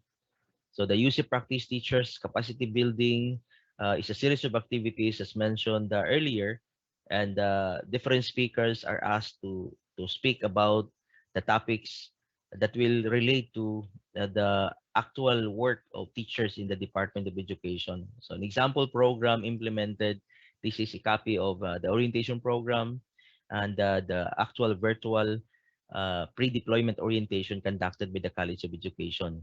So this is also another slide wherein we conducted visual orientation for the FS1 and FS2 pre-service teachers, and a screenshot of the presentation from our speakers from the Department of Education as part of that pre-deployment seminar workshop. We also included the virtual orientation for our students, reiterating on the importance of our LMS because they are being monitored since this is an online deployment. They are being monitored by our supervisors, our coordinators, the program heads through the LMS, wherein they are expected to access and upload the evidence of learning, the reflection and the collaboration, and even the recording of all the orientation and whatever materials that will help our students are being uploaded in the site with, and that makes our LMS also a repository of all materials that they will uh, that will help them in the deployment, whether in the field study or in the practice teaching. During the deployment, part of the role of the committee is to plan the activities uh, for the actual deployment, and that includes the meet and greet with the school personnel, formal opening ceremony with those teachers who will be involved, on-site orientation conducted by the site coordinator and the cooperating teachers, then followed by the formal turnover of our students to the cooperating teachers to implement their lesson plans, monitored and evaluated by our practicum supervisors or supervising teachers, and they also conduct action research during this deployment period, and the final demo for final rating. So this is a sample screenshot of the deployment activities implemented by the College of Education in the different programs, including the field study courses, and a sample screenshot of the virtual classroom monitoring and observation conducted by the practicum supervisors with the cooperating teachers. In the post-deployment, this covers closing program and debriefing conducted by the program in charge, supervising teachers, and the cooperating teachers. Then they do the reflection and report writing. submission of the portfolio and other learning evidences, and the research colloquium, which highlights the sharing of the experiences and the output as a package or presented or planned based on the action research implemented by our students. So these are all conducted. Most of these activities are conducted in campus during the pre-pandemic period. But during the pandemic, these are all done virtually. Though there are students who are visiting the campus, under level 2 in the last months, but this time most of them are going there, attending face-to-face mentoring and coaching by our practicum supervisors. To ensure quality is also challenging this time, but we were trying to address the risk of poor instruction quality by ensuring that there are clear outcomes in our plans with measurable learning evidences, a clear rubrics and measurement system, contextualized assessment, and quality audits conducted regularly. So these mechanisms are put in place during the pandemic because our ISO processes were strictly implemented, and our faculty, our students, the program are regularly audited by our internal and external quality auditors. So as an example, now for the grading system in our field study courses, it's really ensured that these are all met with the rubrics provided and prepared also that they can submit all of these requirements at the end of the semester. Action research, the lesson plan, instructional materials, a teaching demo, an A-case portfolio, some bulletin boards to prepare, and then modules, deliverables, outputs as indicated in the course pack. And that comprised their grades for the field study. For the internship, uh, 50% of their grades are being prepared and rated by the cooperating teachers. And that includes their lesson plan, instructional material, the non-teaching performance, rating scale, and then the PST's actual teaching rating. And half of the grade will be coming from the college supervisors. That includes the portfolio, the journal reflection, the action research, school community extension, their attendance and participation in the pre-deployment, and the actual teaching rating of the pre-service teachers during the final demo. And the total of this will be the final grade of the students in the practice teaching. This time, they are still preparing their final requirements and hopefully will be submitted the first week of June as the deadline for the submission of their grades. There are other enrichment activities that the university implemented to really crystallize their learning and to monitor and check whether they are still within the balance of their domains, both in cognitive, psychomotor, even in the affective domain. So we implemented group and individual counseling and mentoring through our university assessment and guidance center. Those who are referred by their advisors, by their cooperating teachers, or even by their practicum supervisors were properly attended by our guidance counselors. We also conducted let enhancement activities, and even before the pandemic, this is a face-to-face activity. Normally, it's every Friday. When they go to the university, in campus, there are assigned personnel who will do enrichment, deliver enrichment activities, and conduct practice tests in preparation for the licensure exam for teachers. At this time, they are still on the stage of planning and will be implemented next month and in the succeeding next week, no, in the succeeding weeks before they will be declared as graduates. So career formation are also implemented through our career and alumni center, and some psychosocial and spiritual activities implemented by our guidance center, an international exposure requiring our students to engage in our virtual international webinar, collaborating with some of our partner institutions in the ASEAN. Before the pandemic, we actually engaged in mobility, wherein there is that exchange program for students and faculty.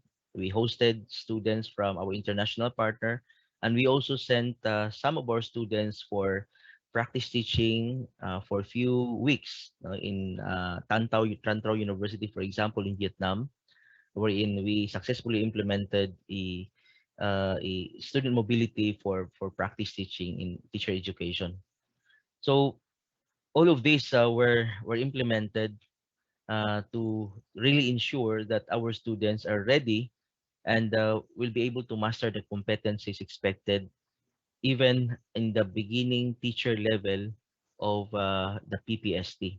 So the graduate competencies being equated with the PPST indicators is also working within that framework that these are aligned to the Philippine qualifications framework and the Southeast Asian teacher competency framework and the global competencies, preparing them to become global citizens.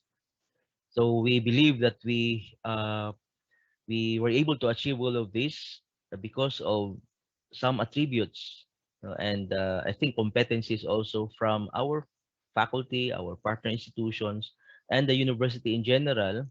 And that's through strong collaboration and partnership with the Department of Education and other industries, the creativity and creative thinking of our teachers and collaborators, especially in finding alternative modalities during the pandemic. The strong commitment of our faculty and even our students made all this possible in working in the spirit of competition that while we are competing with the standards or maybe with our counterpart, but we are also cooperating to to complement each other's strengths and weaknesses to support teaching and learning in the field of teacher education. The pandemic made us more flexible and adaptable, especially in integrating ICT in the implementation of the teacher competencies that will help us make more resilient in any forms of crisis in the future. With that, thank you very much, and that's the experience from the University of Southeastern Philippines. God bless everyone. Mabuhay ang PAFTE. Wow, indeed, we have learned many things from all our speakers. We are more than ready to try all these best practices in our school. May we request our moderator, Dr. Rita D. Lucas, Chair NCR, to read some of the questions and comments from the chat box if there are any, and may we invite our speakers to turn on their camera for the open forum. Good Dr. afternoon, everyone. Good afternoon. Can you hear me, po? Yes. Okay. So we had four presentations and sharings that were very comprehensive, and they really did not discuss with each other, but they were able to build upon each other's strengths. Whatever the other person was not able to really elaborate on, the other presenter was able to give a lot of information about it. So from the planning to the putting of the outcomes to preparing the interns and the field study students to the innovative activities down to assessment. They were all discussed very well. So we have very limited time. I would just like to focus on one question here, and it is the tying together of the three experiential courses. So one is asking, how do you have a seamless transition from FS1 to FS2 to achieve be achieved, no? How do you achieve that transition when some offer this in the same semester? How will you have transition if FS1 and 2 are offered in the same semester simultaneously? So would anyone like to elaborate on that? Or is that the case in your university where FS1 and 2 are offered simultaneously in one semester? Good afternoon, Ma'am Rita. Yeah, in St. Louis University, we do not offer it simultaneously for the Not same types of students, yes.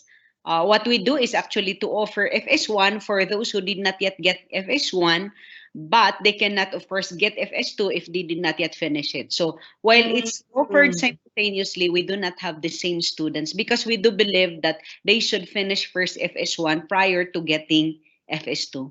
Thank you. If you allow me, I will share what happens in CEU because this is what we do in CEU, no? But we offered it in blocks.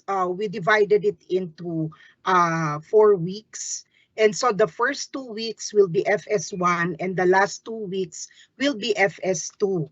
FS1, what we did was purely video-based observations.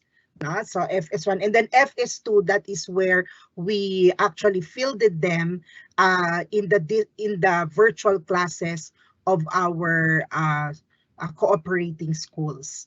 And then the other question here is how will they do action research with practice teaching and FS? How did we manage to have our interns learn about action research? Good afternoon, everyone. In the case of USEP, the conduct of action research is quite challenging. So we implemented it through alternative modalities still, virtual gathering of data, even observation, and some who have done personal visiting, home-based activities in the context that action research can be done even using a single subject. So we are quite successful in some parts, but some find it really very challenging. But we are hopeful that when they will finalize the report, there are still meaningful themes that they can generate that will make them reflect on how it should be done in the real world. Thank you, So, ma'am. sir, action research was with which subject? Research? Because ideally it was supposed to be in FS2, no? Yeah, And they yeah. were supposed to be. So that is where they did the action research. Yeah, yes po. In the field study, it's embedded there. We implemented FS 1 and 2 in one semester, but just like you're sharing, ma'am, we have it in stages that they need to finish first field study before they can jump into the second field study.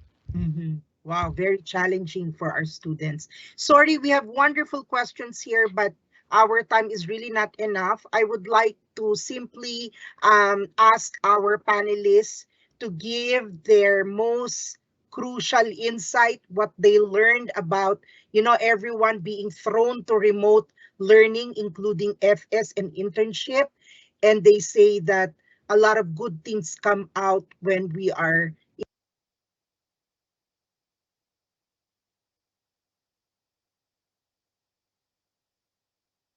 Ma'am Nakamute Rita, po you kayo, cannot ma'am. be heard. Ma'am Rita, you cannot be heard po. sorry. Oh, why did that happen? So I was saying that we have very limited time, so I would just request each of the panelists to give their most important insight and learning about this whole point of being thrown into remote learning, including FS and internship. What would you give our participants as your most important insight uh, regarding implementation of FS and internship?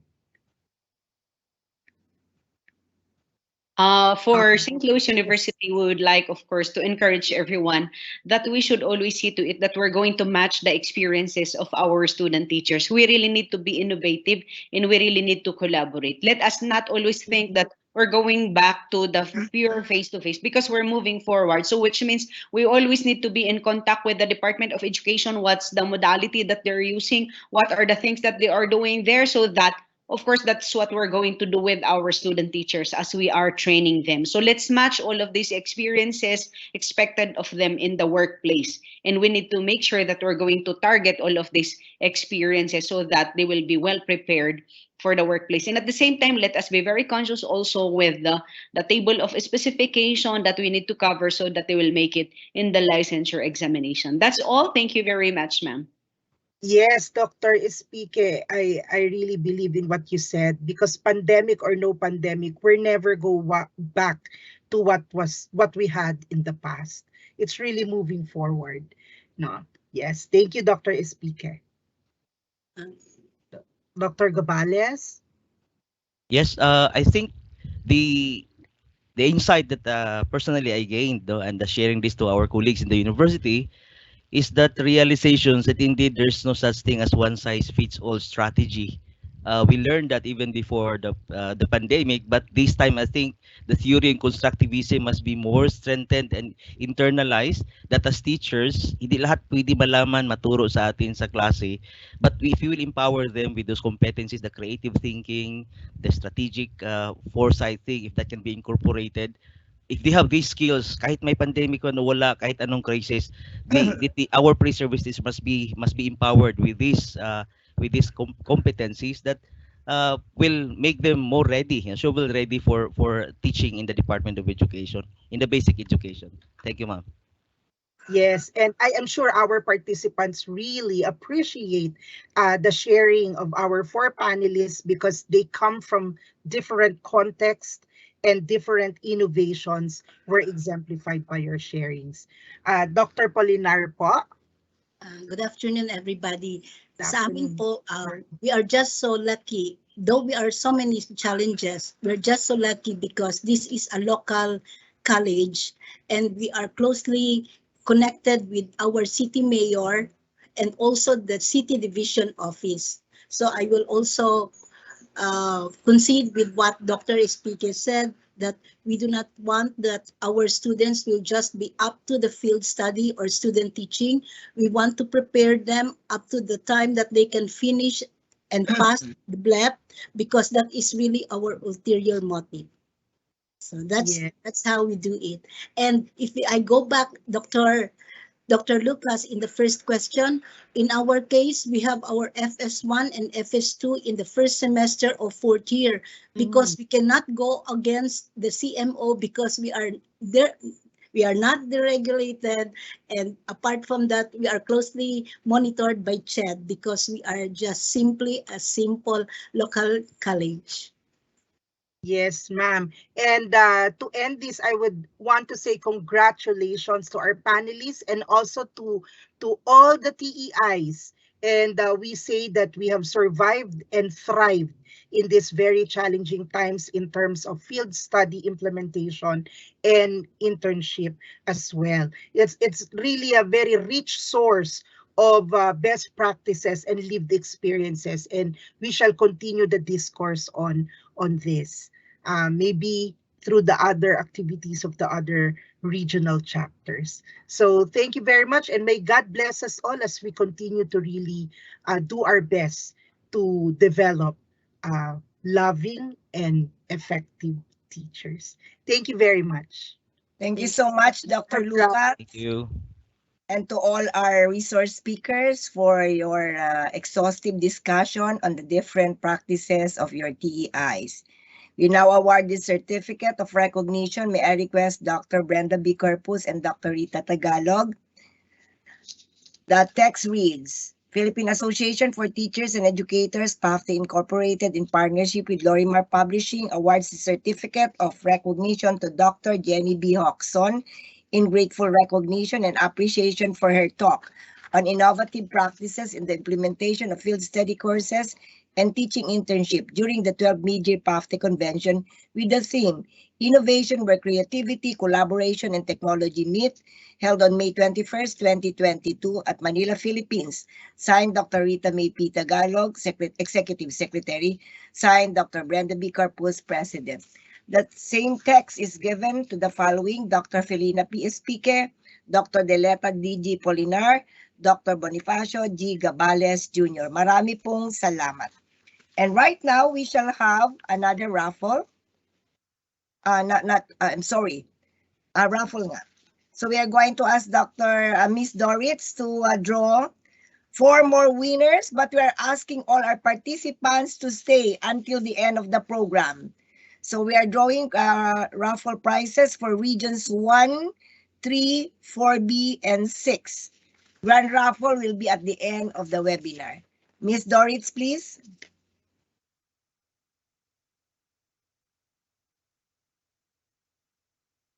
Are you ready for the raffle? So while waiting for Ma'am Dorit Santos, again, we shall draw regions 1, 3, 4B, and 6. And at the same time, we're going to have a grand raffle draw for 5,000 each, 2 for Luzon, 1 for Visayas at 5K, and another one for Mindanao. But this will be done nearly towards the end of the program. May we remind you also that the evaluation link will be given only after the explanation of the chair of the evaluation committee. Are we ready, Ma'am Doritz? Are you in? Or shall we move on to the next?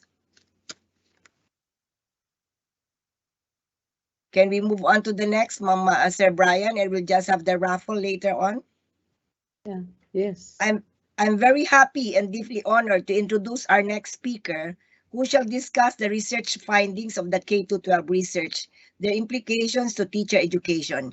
He's a graduate of Bachelor of Science in Industrial Education from Bicol State College of Applied Sciences and Technology, Master of Arts in Education from Bicol University, and Doctor of Philosophy in Education from the University of Newcastle, Australia.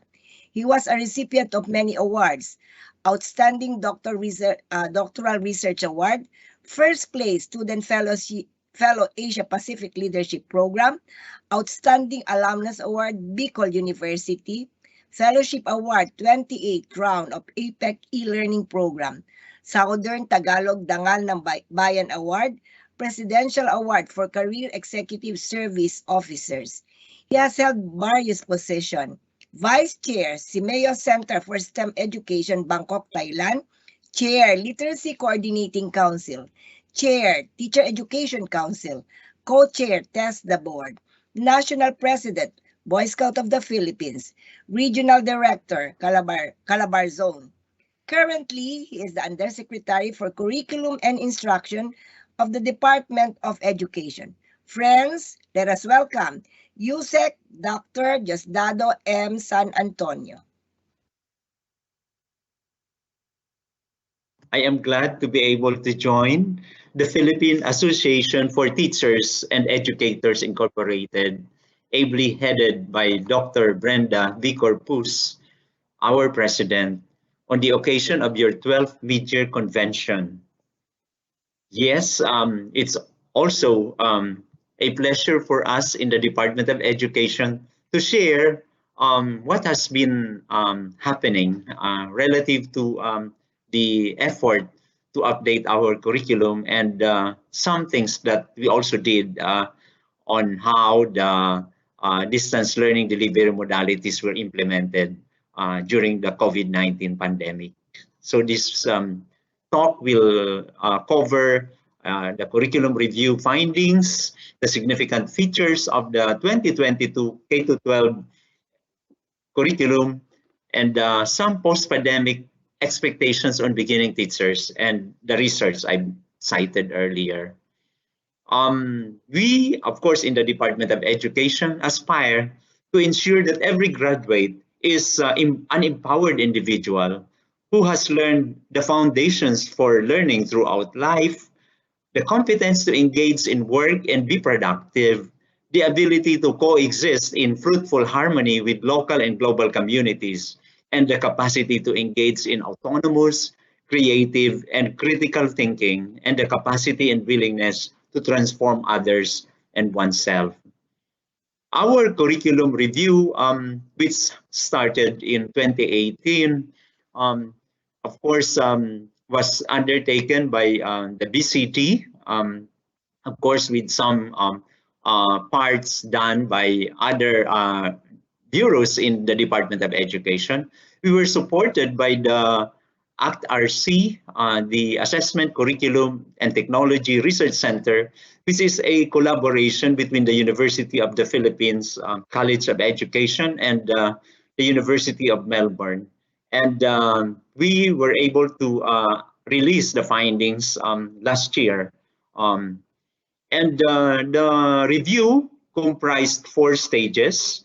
We initially, of course, paid attention to the curriculum, the intended curriculum, which focused on the learning competencies within the curriculum guides and the K-3 learner materials and key competencies.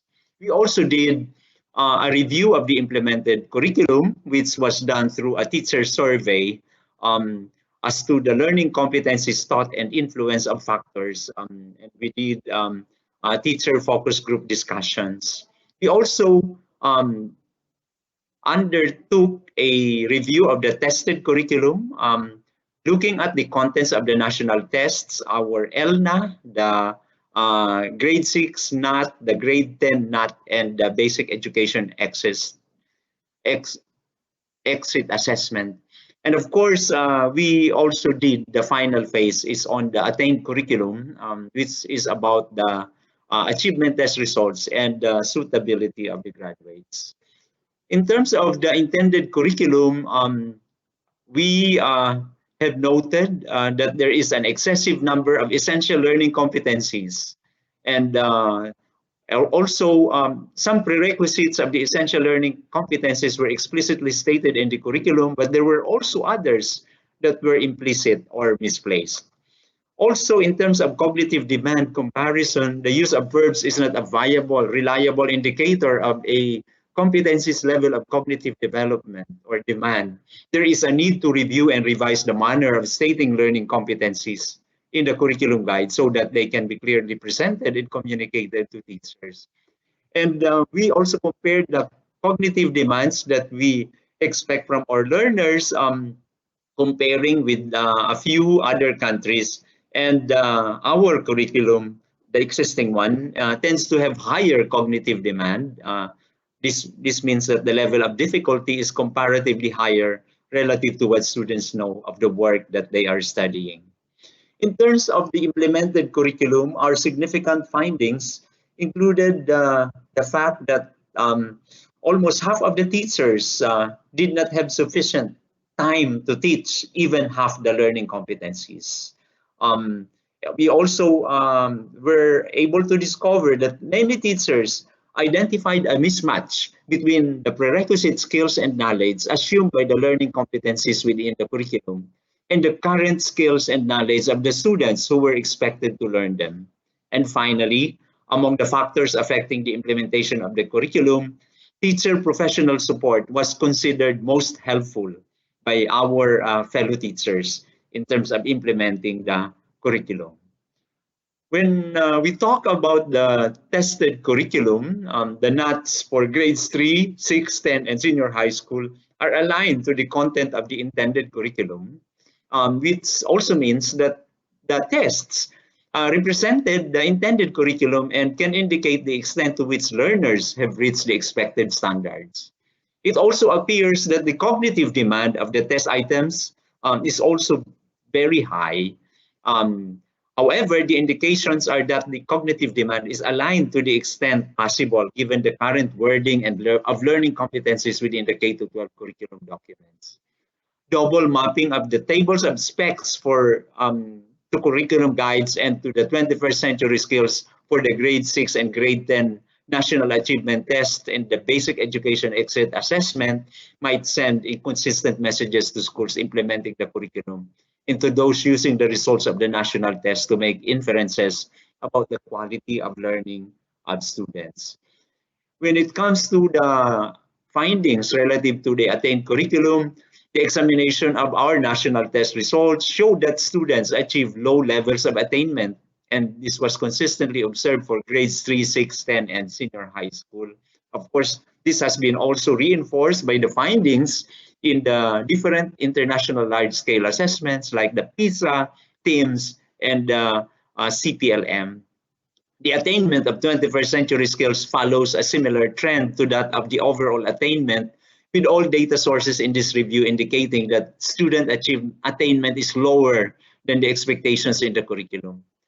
And of course, we also note that the lack of foundational knowledge and skills expected has an impact on the futures of students, both for those going on to higher education and those moving directly to employment. Higher education institutions and employers have felt the need to support K-12 graduates through the provision of post-school bridging courses and in-house training programs. Let's now talk about the enhanced features of the proposed 2022 K-12 curriculum. Central to the process are big ideas. We will pay attention to big ideas that put emphasis. This would allow us to put emphasis on the mastery of foundational skills and competencies. Learning standards shall focus only on essential learning competencies, and the development and mastery of such skills require sufficient time for acquisition and practice, thus necessitating the curriculum to streamline learning standards. We'll also strengthen the foundational skills, which will focus on numeracy, literacy, and moral literacy. Our existing initiatives like the Early Child Reader Program or ECCARP, Early Language Literacy and Numeracy or ELLN, reinforced by our hamon, Bawat Bata Bumabasa, are supposed to really ensure that the learners are able to develop the foundational skills required for them to be successful learners later on in their lives. We are going to be guided by a clearer articulation of the 21st century skills framework, while we retain the four 21st century skills we have previously identified, such as information, media, and technology skills, learning and innovation skills, life and career skills, and communication skills. We have attempted to clearly articulate the subdomains for the different 21st century skills we have mentioned. For example, for information, media, and technology skills, we will be trying to make sure that the learners are equipped with visual literacy, information literacy, media literacy, technology literacy, and digital literacy. For our learning and innovation skills, we want the learners, we hope to be able to do this, to be equipped with creativity, openness, critical thinking, problem solving, and reflective thinking. And for life and career skills, we will be more attentive to efforts towards making every youngster capable of doing informed decision making, demonstrating adaptive leadership, intercultural understanding, self-discipline, future orientation, resilience, and adversity management. And for communication skills, we hope that the learners would really be strong in teamwork, collaboration, interpersonal skills, intrapersonal skills, interactive communication, nonverbal communication, and also in communicating in diverse environments. And we hope to be able to also redefine the interplay among languages in the Philippines as we enhance the K-12 curriculum. We also put emphasis on engineering design processes covered in sciences, technology, and livelihood education and maths to make sure that the real world problems are viewed from the perspective of, the engineering design processes that will eventually create Filipino learners equipped with skills and competencies to take on the challenges of the 21st century. And essentially, these engineering design processes will make them also equipped with empathy, with capacity to define problems, to generate ideas in addressing such problems, creating solutions, evaluating the solutions, and of course, as I've mentioned, from also the perspective of someone whose empathy is high. We are also going to intensify values formation, and we have to really complement the knowledge and skills developed among our learners with values development so that we can create holistic Filipinos who are, of course, balanced in terms of their competence and character. We know that competence alone is not enough for us to build a strong country. We also have to make sure that the Filipinos are fully equipped with good character. We will be very explicit in integrating the relevant topics and contents in the different learning areas across all grade levels, the different values we would like to develop among our learners. Essentially, of course, the Department of Education goes for the core values, maka-Diyos, maka-tao, makakalikasan, at makabansa. And we will try to reinforce, to to reinforce the values formation initiatives with non-curricular programs and activities in the school, so that eventually we will have Filipinos who will be able to manage themselves, who can build connections, who can inquire and innovate, who can stay nimble and serve beyond themselves. And we will also attempt to rationalize the technical and vocational education offerings, because we have to be at par with what's happening around the ASEAN, especially in terms of the Asian qualification reference framework.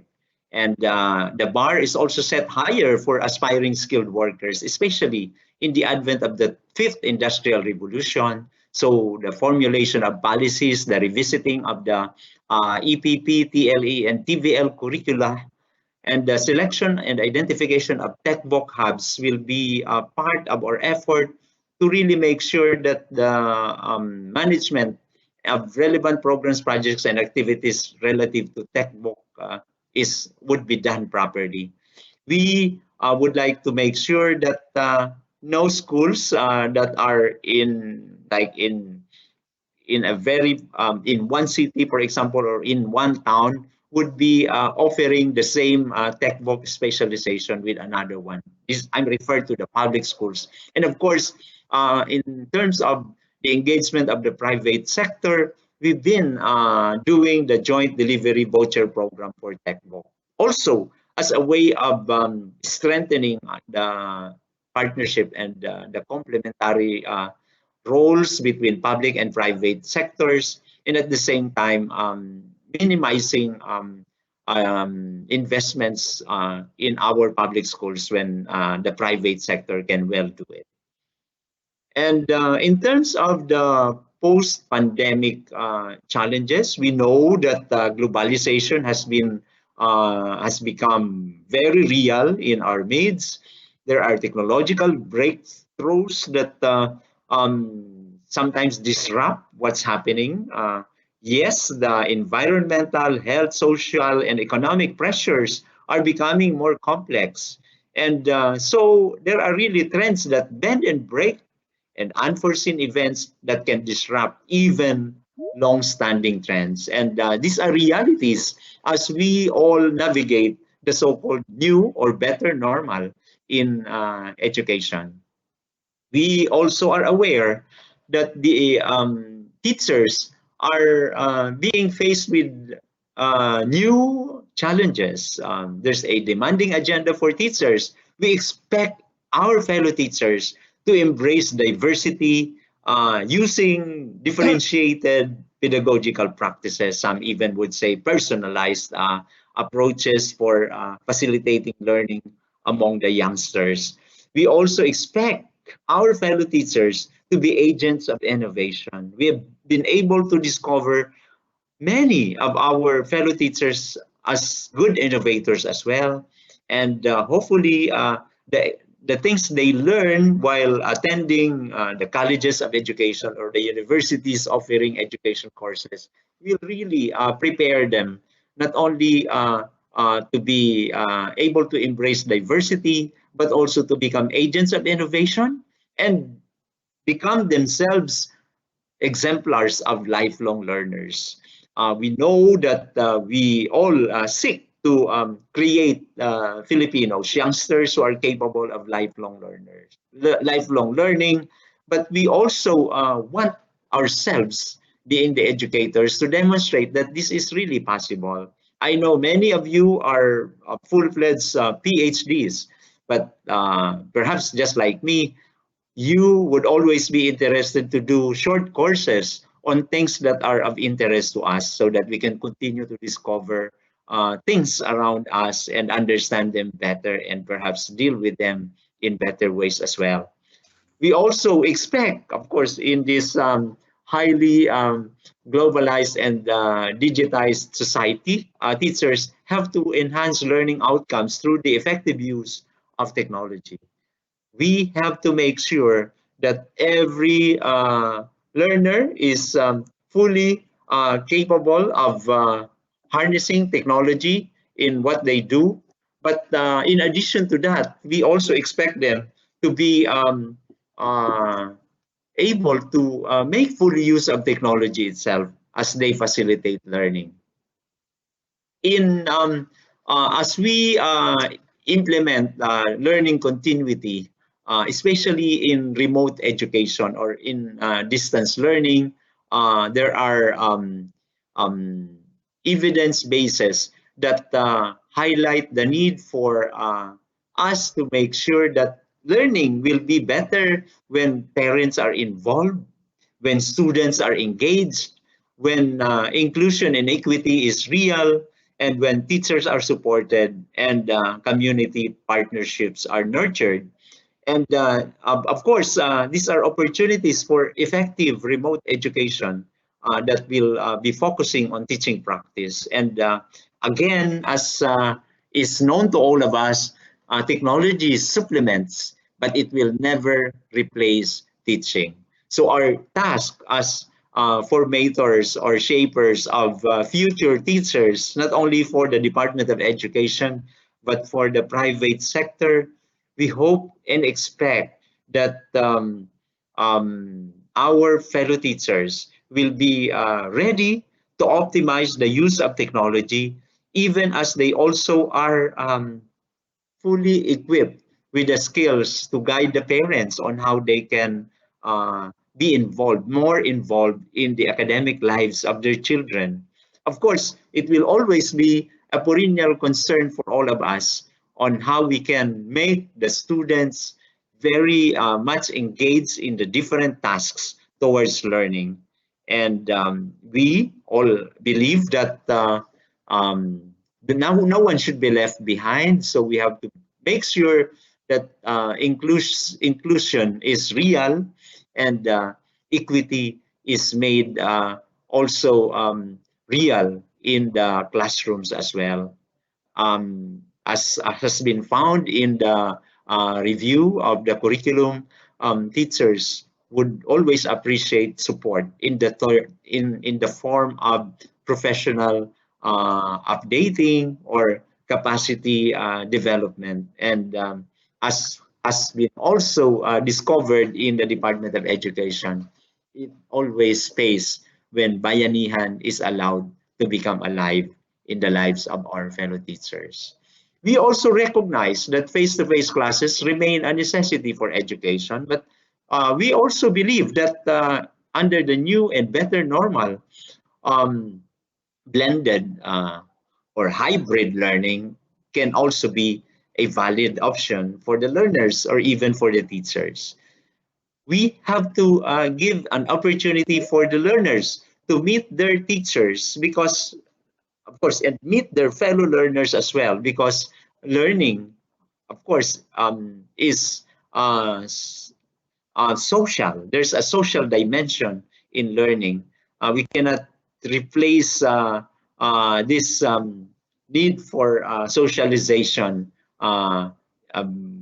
when the setup is virtual or in most of the DepEd schools, even modular.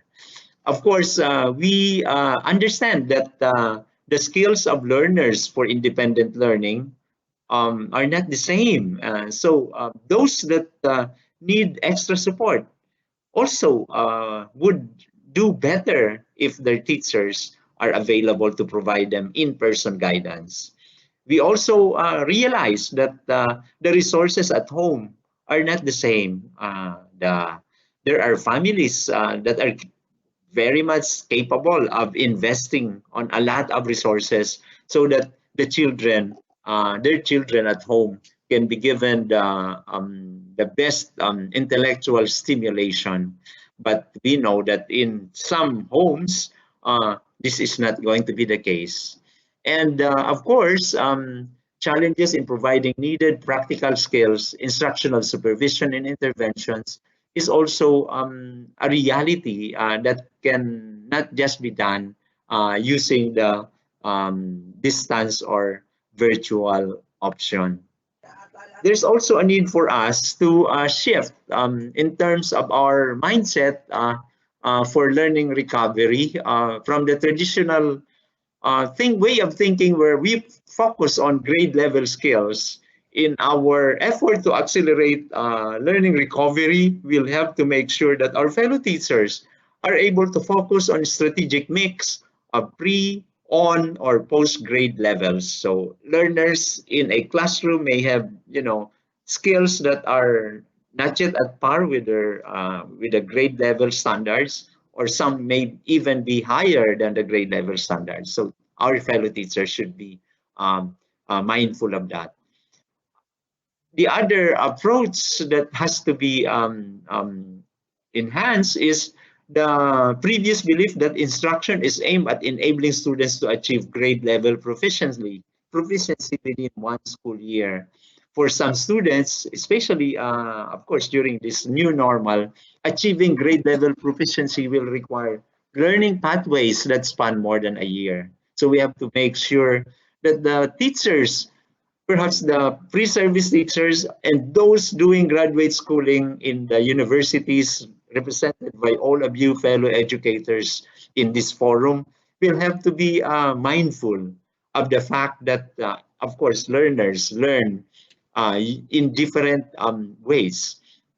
The grade level curriculum coverage is paramount in our traditional way of thinking, but now we have to make sure that it's all about student mastery of the essential skills.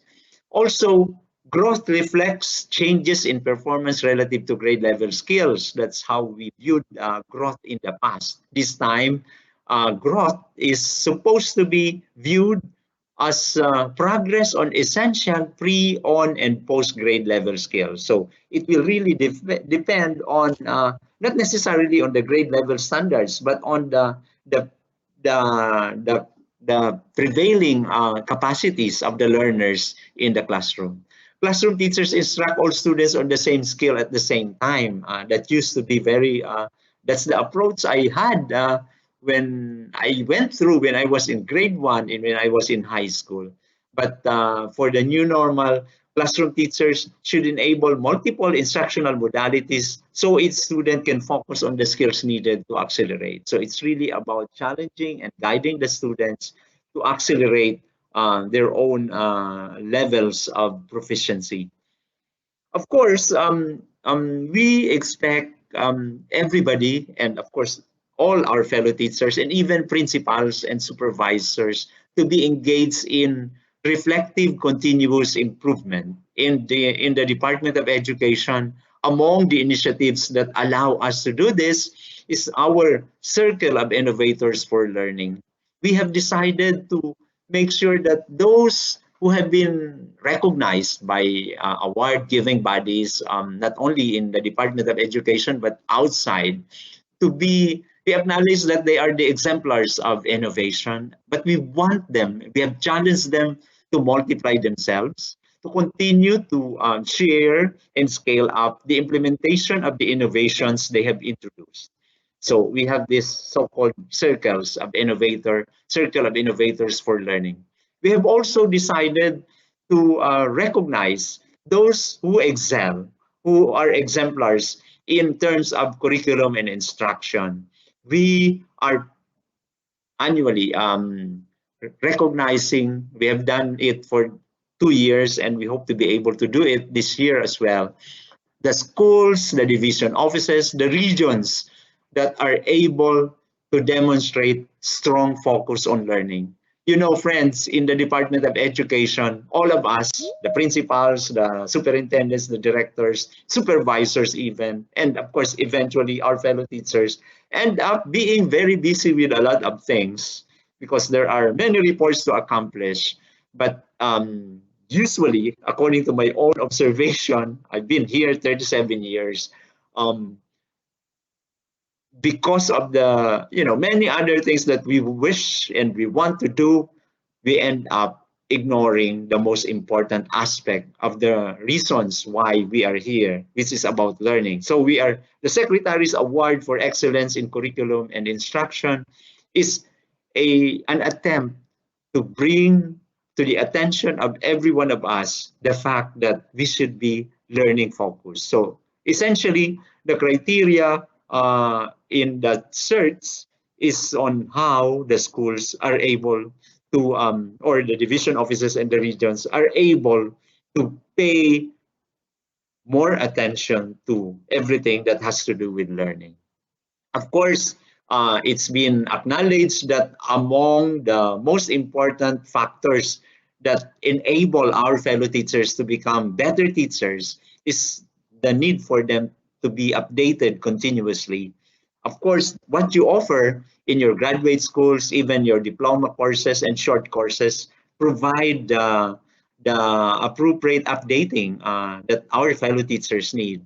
But within our system, we have organized the so-called learning action cells that allow these teachers to also learn among themselves, discuss common problems, etc. We also have the pedagogical retooling in math, languages, and science, and the annual retooling of teachers and school heads as initiated in our transformed National Educators Academy of the Philippines. I also was saying earlier that in addition to the results of the K to 12 review, curriculum review, and our proposed updates on the K to 12 curriculum, which will be hopefully very lean, more focused on the most important things. I also said that I'll be sharing findings, significant findings of our research on the practices, challenges, and opportunities relative to the implementation of the distance learning modalities during the COVID-19 pandemic, which was guided by the following research questions in terms of experiences. What were the learners and key education stakeholders' experiences as they transition from the face-to-face learning to DLDMs? And then in terms of practices, what practices were carried out by the key education stakeholders to continue education through DLDMs? Challenges encountered by key education stakeholders, and the opportunities that how that were also noted as our stakeholders responded to the challenges. And the design was a phenomenological qualitative approach so that common meaning for several individuals of their lived experiences could be determined. And gathering data was done via an online in-depth interview with 5 groups of study participants in public schools, school heads, teachers, learners, parents, and local government representatives from 16 participating regions, conducted in July of 2021. And we covered distance learning modalities on online distance learning, modular distance learning, and radio-based instruction. And in terms of data analysis, MaxQDA software was used to analyze the data, and the main findings are as follows. In terms of the overall implementation of the distance learning modalities in the public schools was confronted with challenges in managing overwhelming responsibilities, limited resources, and poor student engagement. However, these challenges were transmuted into building stronger partnerships and collaboration among various stakeholders in education, which facilitated the creation of different targeted support mechanisms that enable better adjustments to the new learning modalities. In terms of school heads' experiences, they agreed that the sudden shift to the new learning modalities was challenging and resulted to increased anxiety. They, of course, were pushed to be more strategic in their actions and be positive in their outlook so that they could adjust to the new modalities. Teachers agreed that, of course, teaching at a distance was generally difficult and required major adjustments in their pedagogical practices. The online distance learning teachers had varied impressions about the challenges, and of course, keeping the positive attitude was necessary to overcome these challenges. In terms of the experiences of the learners, generally also challenging for them. They like flexibility and autonomy under the new learning modalities, but they realize they miss the physical interaction with their peers and teachers. And of course, the positive mindset helped them in adjusting to the new learning modalities. For parents, they express satisfaction and dissatisfaction with distance learning modalities, worried, and they express also satisfaction with the outcome. And our modular distance learning parents were generally more dissatisfied. And for the local government units, they felt grateful that the distance learning delivery modalities were implemented despite the challenges encountered supporting the schools. Now, for the practices, school heads coordinated closely with the network of stakeholders. The flexibility in managing school resources was also appreciated by them, and they made sure that they implemented feedback and monitoring mechanisms. These are things that I'm sure were learned from you, trainers of fellow teachers and school leaders. And our teachers, our fellow teachers, work with different stakeholders so that they can continue to facilitate learning. They also had to attend training and webinars so that they would be updated, and the different platforms, online platforms and applications to deliver lessons and monitor and evaluate students' learning was evident among online distance learning teachers. For learners' practices, regardless of the type of distance learning, they sought assistance from their wards or teachers or used online resources whenever they encountered difficulty with their lessons. And they also claimed that they tried to manage their time in order to comply with the school task while doing home tasks. For parents, involvement in education was more pronounced. Of course, in the new normal or the new distance learning modalities, they were closely monitoring their children, and they also identified time management as an effective approach.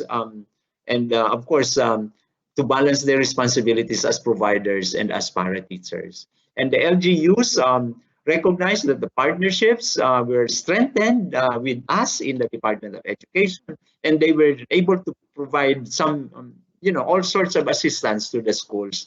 And even with limited resources, they were able to respond immediately to the needs of the school. This really shows that our Philippine society will always appreciate the value of investing on education. Of course, challenges for school heads would be the production, distribution, and retrieval of learning materials, and also the connectivity was a common challenge. Intermittent internet, the retrieval, and all this, and the funding to put up radio broadcast facilities was also considered a challenge. And for the challenges recognized by our fellow teachers, it's all about the low student engagement, which was evident among the learners, and internet connectivity, the distribution and printing and retrieval of modules, and some parents not being able to provide support with limited knowledge were also recognized as challenges by our fellow teachers. In terms of the learners, poor connectivity, competing roles and responsibilities, and in instances where no one could help them. And of course, there were those who acknowledged that procrastination was also their experience. And as I've said, internet connection and learning spaces at home were also recognized as challenges by the learners.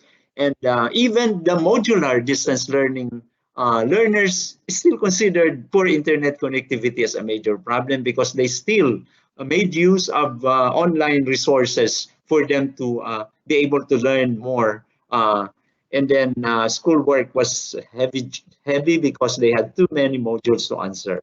And then they also, of course, recognized the absence of ideal space for learning at home, and limited radio connectivity, and lack of support due to limited knowledge of the parents, as already mentioned. And then the parents reported that the challenge was more about the need to balance work and education, and of course, there to some, the limited knowledge that hindered them from extending full support. And then they also expressed the challenge of inspiring their children to be at full attention while learning. And then for LGUs, of course, it's all about the funds and resources that are limited. And what were the opportunities recognized? School heads organized different fundraising activities. They attended trainings and seminars. They developed and contextualized learning materials and upgraded facilities, and new programs were also discovered. For our teachers, they developed, the idea of developing contextualized learning materials was a very good opportunity for them, and continuing professional development. And for the learners, the increased family time was appreciated, and yeah, the chance to learn independently is also something that a significant number of learners appreciated. And then the LGUs invested in the development of facilities, and they also noted stronger partnerships and collaborations with the schools and the stakeholders. And so what are among the recommendations is, of course, the adjustment of the administrative workloads of teachers, so that they can really pay attention to teaching. We have to support para-teachers at home so that they can be empowered to provide learning support to children. They have to implement a comprehensive strategy to monitor and support mental health and overall well-being of stakeholders. We also recommend that the integrative assessment strategies focused on the most essential skills should be strengthened. This was found to be very effective in fostering academic ease, because instead of producing many performance tasks and outputs, they would just do one or two that integrates the different competencies across disciplines. Maintain a systematic work schedule, and guide children on how to create and keep home learning plans and routines to balance the things that they do. On poor student engagement, we recommend that our teachers be trained more on tailoring children's instruction to help them master cross-cutting knowledge and most essential skills, adapt just-in-time and creative pedagogical strategies to increase student achievement engagement, expand student support programs, especially those who are falling behind the learning expectations, and then implement positive reinforcement and reward system strategies that boost student engagement. Use varied low-stakes assessment to evaluate learning outcomes and diagnose learning gaps. So while we always remind ourselves that indeed in the Department of Education, children are most important, we also believe that the presence of highly competent and highly committed fellow teachers will allow us to make sure that indeed our effort for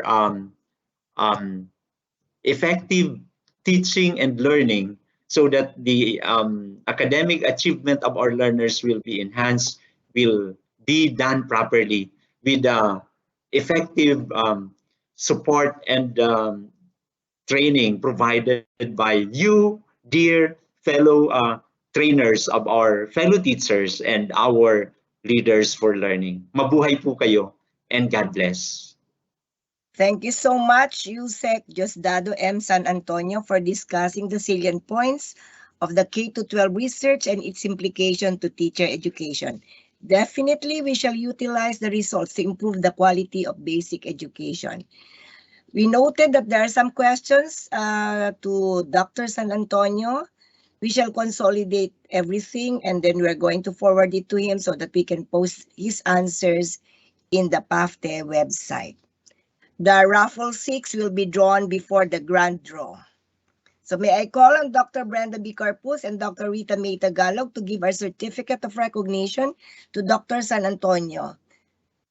The text reads, Philippine Association for Teachers and Educators, PAFTE Incorporated, in partnership with Lorimar Publishing Incorporated, awards this certificate of recognition to Dr. Diosdado M. San Antonio in grateful recognition and appreciation for his talk, Research Findings of the K-12 Research, Their Implications to Teacher Education, during the 12th Midyear PAFTE Convention with the theme, Innovation where Creativity, Collaboration, and Technology Meet, held on May 21st, 2022 at Manila, Philippines.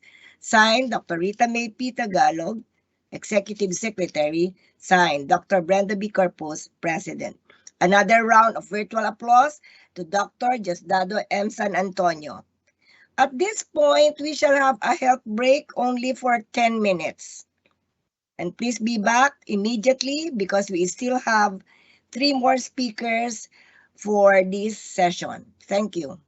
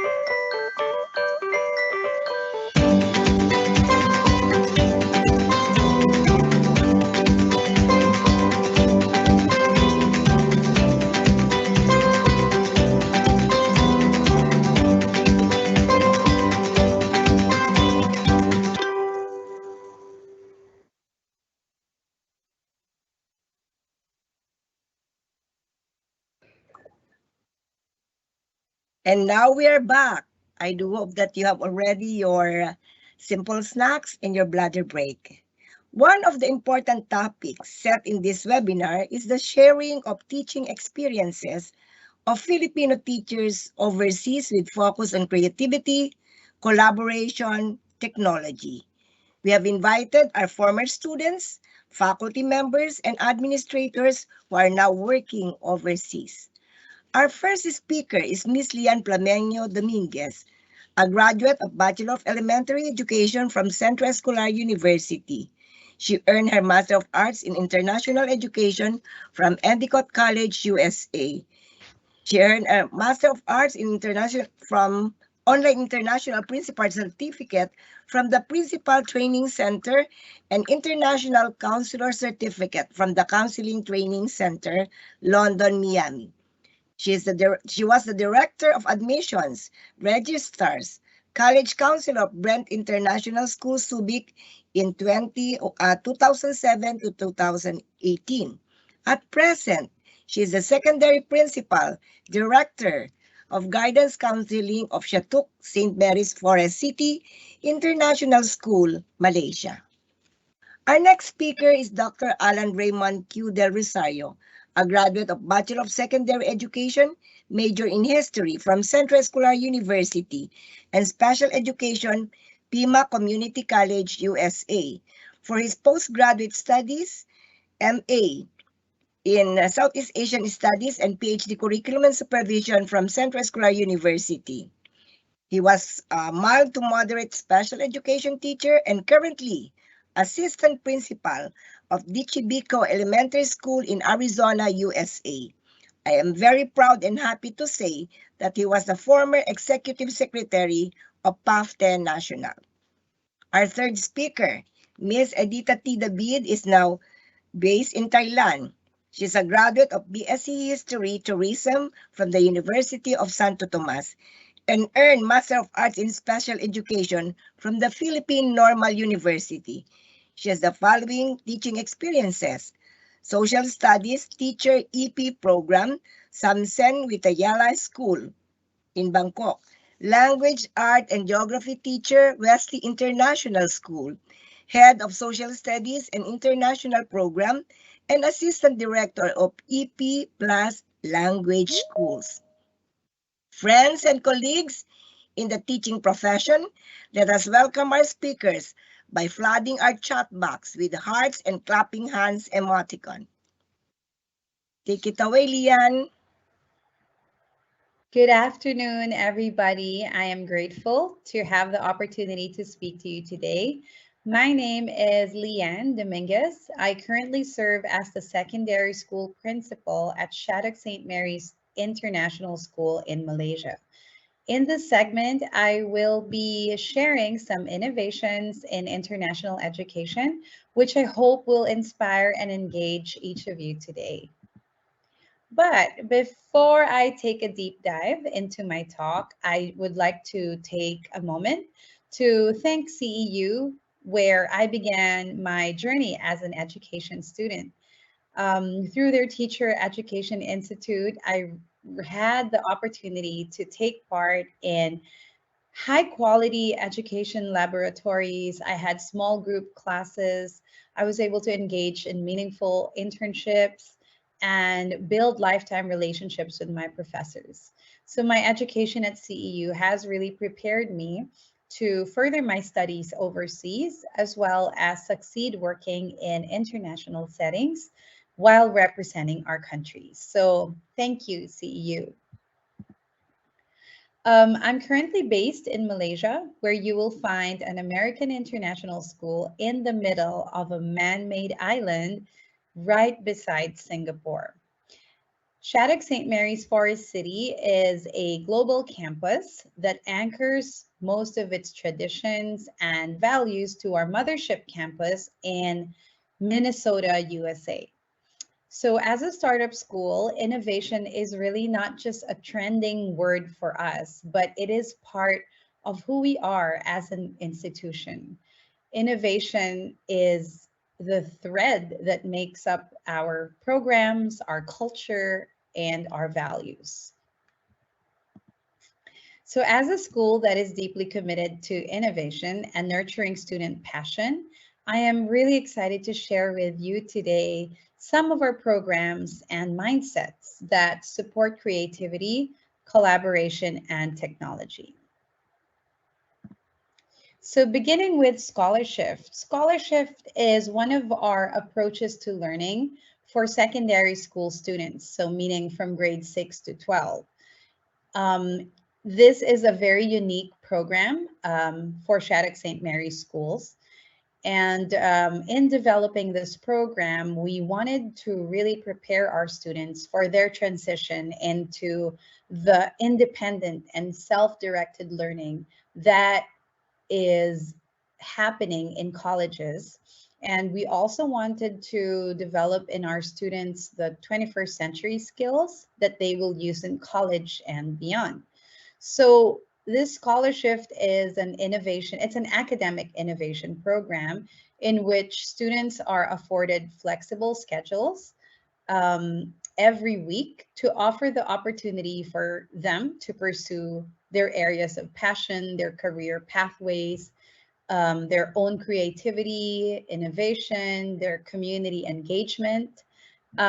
Students engage in internships, in passion projects, and long-term service projects based on their intended career pathways all year long. So each week, students have a one-day break from their regular block schedule, and we had decided to call this break Impact Wednesday. And students are given an entire school day on Wednesdays dedicated to flexible learning time. So what does that mean? If we're just going to look at it itself, it seems like it's just an open day. But to be honest, this is actually one of the busiest days for everybody, students and teachers all together. During this day, we open up opportunities for students and teachers to work in small groups, to get extra help where needed, to pursue enrichment projects. This flexible schedule has really opened a lot of opportunities for our teachers and students to engage in more learning, deeper learning opportunities that would otherwise be very difficult to schedule and achieve on a regular block schedule. So part of the scholarship program, we have a sub-program called the Genius Hour. So what is Genius Hour? It's a scholarship time that we dedicate for students to pursue their passions, to explore their ideas, to solve problems, to create something that they are proud of. Their discovery or creation will then be shared to other members of our community or even the world after they have completed their goals. So every week, students will have the opportunity to engage in a Genius Hour block, which is a 1-hour block that is dedicated to any area of passion, any area of creativity that students would like to work on. So they work on a certain project for about 5 weeks. And after this cycle of 5 weeks, they then present it back to the community.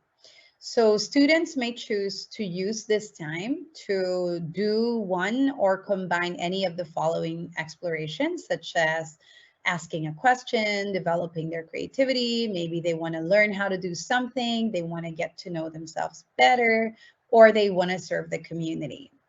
So our passion projects may be led by teachers, or it can also be self-led by students. So we offer a variety of explorations to also scaffold these opportunities for the younger students. So leaders of passion projects go through a design cycle with their groups, and a presentation is given at the end of every cycle. So all secondary students have the option to turn their passion projects into long-term year projects. And most community projects are linked to one or more of the United Nations sustainable goals. Some examples on the slideshow here show you the different areas of passion that our students had created this year. So I just put in a couple of examples. You'll see some fitness projects. There's some car wash fundraising for Ukraine, creating musical scores, making podcasts for issues that matter to them, engaging in photography, creating a yearly literary magazine for the community. So Genius Hour has really helped foster creativity and build our community closer. So just a disclaimer, Genius Hours are totally student-centered and student-led. So the teachers that are leading explorations for other groups are really just functioning as guides to help students uh, direct their research in specific areas that maybe a mentor could be guiding them for. But teachers are really hands off in this engagement, and it's really, really amazing to see what the students come up with. All right, so we also have upper school internships that we offer here in our school. So upper school students, which means grades 9 to 12, they have the opportunity to match their passions and career pathways to community-based internships that we offer here on campus. So students carry out a project or an internship under the direct supervision of a mentor, which would be someone who is a member of our community. It could be a faculty, it could be staff, it could be a parent. So someone who is knowledgeable and an expert in their area of interest. And students meet with their mentors and other interns to observe, to discuss, to solve problems, to reflect. So as an intern here at Shattuck St. Mary, students will be exposed to a lot of hands-on experiences in different environments where they will have opportunities to work alongside professionals, maybe in the classroom, in offices. They might be assisting people in meeting their goals and objectives. So our interns could be job shadowing, they could be assisting, they could be doing their own self-study or research engagement. And our students have really received scholarships from universities around the world because of this immersive experience that we provide. Some examples on the slides feature the different career pathways and the type of internships that our students had done so far. So you're going to see different things in here. So for students who might want to pursue a science pathway, they work as lab assistants in our school. Those who would like to pursue esports, we do have an esports education and tournament modifications, and our students work on that independently. They are supervised by mentors, again, experts in the field, but most of the job that they do it themselves. So we also have some marketing internships for students who would like to pursue that path. So we've had our students create, blogs for our school, YouTube channels, which actually has already gained traction from potential enrollees.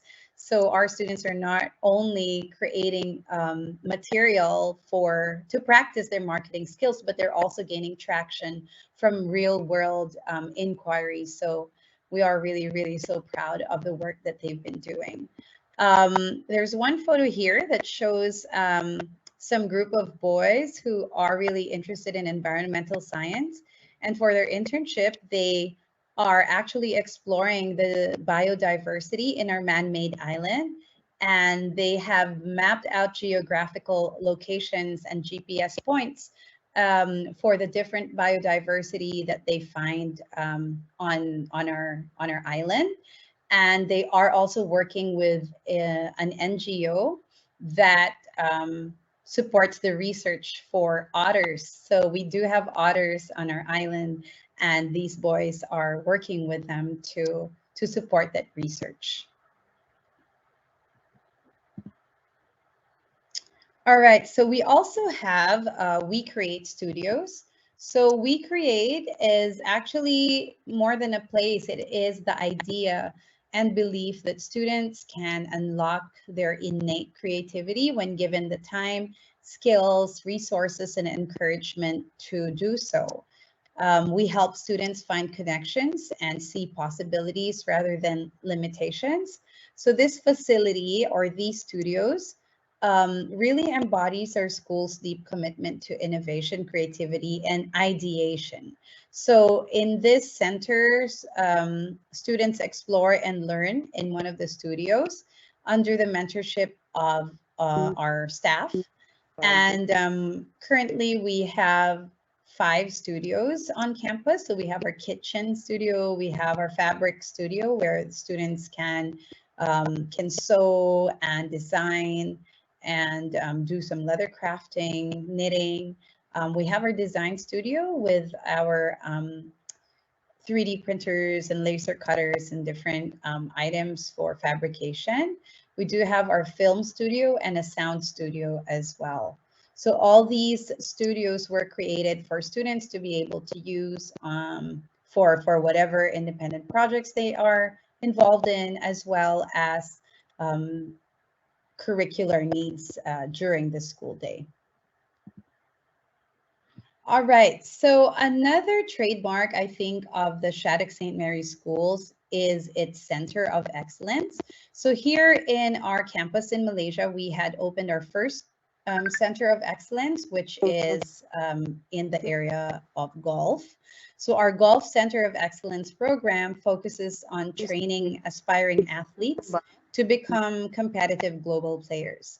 So this Center of Excellence successfully really combines a challenging college prep academic program with training and competition at the highest level. So our students who are enrolled in this Center of Excellence are able to have a balance of training and the academics. So golf is embedded in their regular school day and integrated to help prepare them, our student athletes, to play in high level tournaments without missing out on their academic needs. Our campus in the US actually offers several sports centers of excellence. They also have a music pre-conservatory, they have bioscience centers, as well as engineering centers. And we also hope to grow those centers here in Malaysia in the future.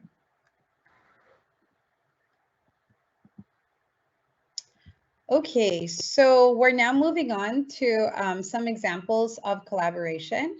So being an international school, our student body is comprised of multilingual learners, and they all need support and transition into building their academic skills. So building on the WIDA standards, which we use for English proficiency, we can build on both student assets and teacher assets through what we call a collaboration cycle. So we had rolled out this collaboration cycle for our teachers. So during this cycle, all teachers, not just language teachers, but all our teachers, reflect on what multilingual students can do and build on these strengths by planning, teaching, and assessing together. So co-teaching, coaching, peer visits, reflective practices, they're all part of this process. So in this collaboration model, each teacher brings unique expertise and builds on experiences to the collaborative partnership that will exist between them. They build on assets of colleagues to improve teaching and learning. So while this cycle has like 4 distinct phases, it is not always linear. And in reality, actually, these activities often overlap. So school leaders like me, for example, really play a key role in establishing and sustaining these collaborative practices. So it is important that all stakeholders have a shared understanding of why and how teachers can work together to serve multilingual learners and to build the culture and structures to support the collaboration. Another program we have for faculty is the Think Tank, and this is a middle level leadership group for innovation. So this is an application-based team every year where faculty members can opt to join we created this to develop middle level leadership with a goal to also improve, obviously, student learning. And as members for the group, we, the senior leadership team members, we coordinate a customized program for strategic leadership development. So members of the think tank will get training from us as their senior leaders to hopefully be able to become middle level leaders themselves. They will have the opportunity to create and implement data-driven innovations through our school improvement cycle, as you can see on the slide. They can form teams to roll out their own pilot projects, and they receive mentorship from the senior leaders throughout the year. So as a school that is, again, committed to innovation, it is really common for members of the community to pilot programs. And with the aid of our continuous improvement cycle, we are able to monitor progress and the scalability potential of our different pilot efforts. So our next step is to bring this cycle to our student leadership groups and to streamline this process school-wide. So here are some mindsets and practices that help our teaching community increase work productivity and collaboration. So we form a set of professional agreements or norms as a collective at the start of every year. And this really just sets the tone for the rest of the year. It has increased productivity and interactions because expectations were set and were very clear. We also made some innovations around faculty meetings to ensure that every meeting was purposeful and that time was managed effectively. So our faculty meetings are for brainstorming, problem solving, decision making, workshops and check-ins. All announcements and reminders are delivered through our faculty toolkit, which is an in-house website that we created. So anything that we are announcing, we are not doing that in the faculty meetings. We are communicating that through a different channel. Lastly, we have reflective practices. So we encourage our teachers to be reflective practitioners. So we believe as a school that we can achieve collective efficacy when we all do our part in improving our practice through reflections and feedback cycles. Another mindset that we are instilling in our teachers is the idea that students are the center of the learning process at all times. So in this organizer, you can see that whenever we have curricular conversations, we always align our decisions with who our students are and what our mission is. So as administrators, we found that explicitly linking the process back to the students really aligns everyone's mindsets and allows us to collaborate more effectively. So as I close this presentation, I want to share some of the technology we use for collaboration and creativity. You may already be familiar with these apps, but I'll do a quick rundown from the topmost left. Atlas is a collaborative tool we use for curriculum mapping and planning across divisions. Google Suites, I don't think I need to say more. Seesaw, it's a learning management system we use for the elementary level. Nearpod is a collection of interactive slides that collects a lot of data and real-time information. This was very useful in our remote learning during COVID. Kumo Space is a virtual space that we use for meetings, events, classes, as well as parties and engagement. Canva is a creativity tool we use for publishing. Spindle is an app for project-based learning where students are able to seek feedback from each other. And with this app, it really takes the learning away from the teaching away from the teacher, but back to the students. And lastly, Padlet. This is an online bulletin board that we use for a variety of things. So I'm pretty sure that you guys are familiar with most of these, but I just wanted to share it as well. Okay, so this ends my presentation today. I really hope that our innovations here in Shattuck St. Mary's were able to spark an idea or interest in you guys. And please feel free to reach out if you need anything. And again, thank you so much for giving me the opportunity to share with you all these things today. Thank you, Ms. Lian. I'm a proud teacher here. Congratulations. And now may we have the next speaker, our former executive secretary of Pafte National years back before he went to the United States, my friend, Dr. Alan Raymond Q. Del Rosario. Sir Alan? Good afternoon, everyone. So I'm very happy to be invited here in PAFTES. It's so nice to see old friends and PAFTE colleagues. So my presentation will be focused on collaboration, more on collaboration, and I'll be sharing with you, hold on. I don't know if I'm sharing it right now. Let me share my screen.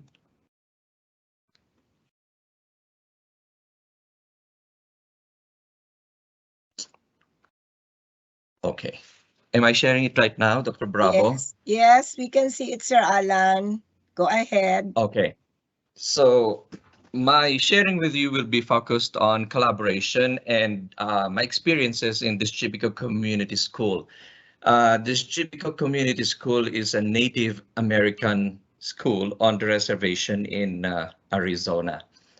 And it's a small school and almost 100% Apaches or Native Americans. So I would like to start with this caricature. Do your meetings look like this, or the second part or the bottom part? Obviously, since our topic is collaboration, the second or the bottom picture is more appropriate because it shows teamwork and collaboration among the members of the faculty. And we see more things being achieved when people collaborate. Now, what is collaboration? I have three definitions of collaboration here. The first one is focused on special education, wherein collaboration is an interactive process that enables teachers with diverse expertise to provide quality services to students with a range of academic and social needs, including students with disabilities in the general education classroom. Later, I will elaborate on that, how teachers collaborate with teachers or case managers of students with special needs. And then obviously second is Webster's definition. It means to work with another person or group in order to achieve or do something. And the third one is focused on mutual engagement of participants in a coordinated effort to solve a problem together. And in our school, we have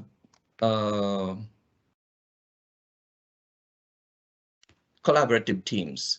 And these collaborative teams, we believe that we are all lifelong learners, and it's a partnership of team members who make effective and efficient use of each team member's specialization and expertise to maximize student achievement. We want to impress that our main goal as teachers is, increase student achievement and school improvement. Now, my sharing with you will be focused on the action research that I conducted in 2020. We tried to implement collaborative planning protocols to increase the student achievement in geometry. And we gave them the pre-test at the beginning of the unit. And we applied or employed collaborative planning protocols to see if these protocols are effective. And at the end of the unit, we gave them a post-test and we compared the results of the pre-test and the post-test after employing collaborative planning protocols. And we tried to see if the student achievement improved after the implementation of the collaborative planning protocols. Now, teacher collaboration, this is the theoretical framework that was used during the research. It is based on Davis' work and Howland and Piotto. And Davis pointed out that if our ultimate destination as educators is student achievement, we should think of teacher collaboration as a journey. And then Piotto and Howland defined it as a pedagogy that involves two or more teachers who regularly discuss teaching and learning, including learning activities, lesson plans, assignments, pacing, course designs, evaluating, and revising the program. Before everybody Sir was thinking, Alan, yes. can you made it as a slideshow? Okay, Your sure. slides, please. Thank you. Okay.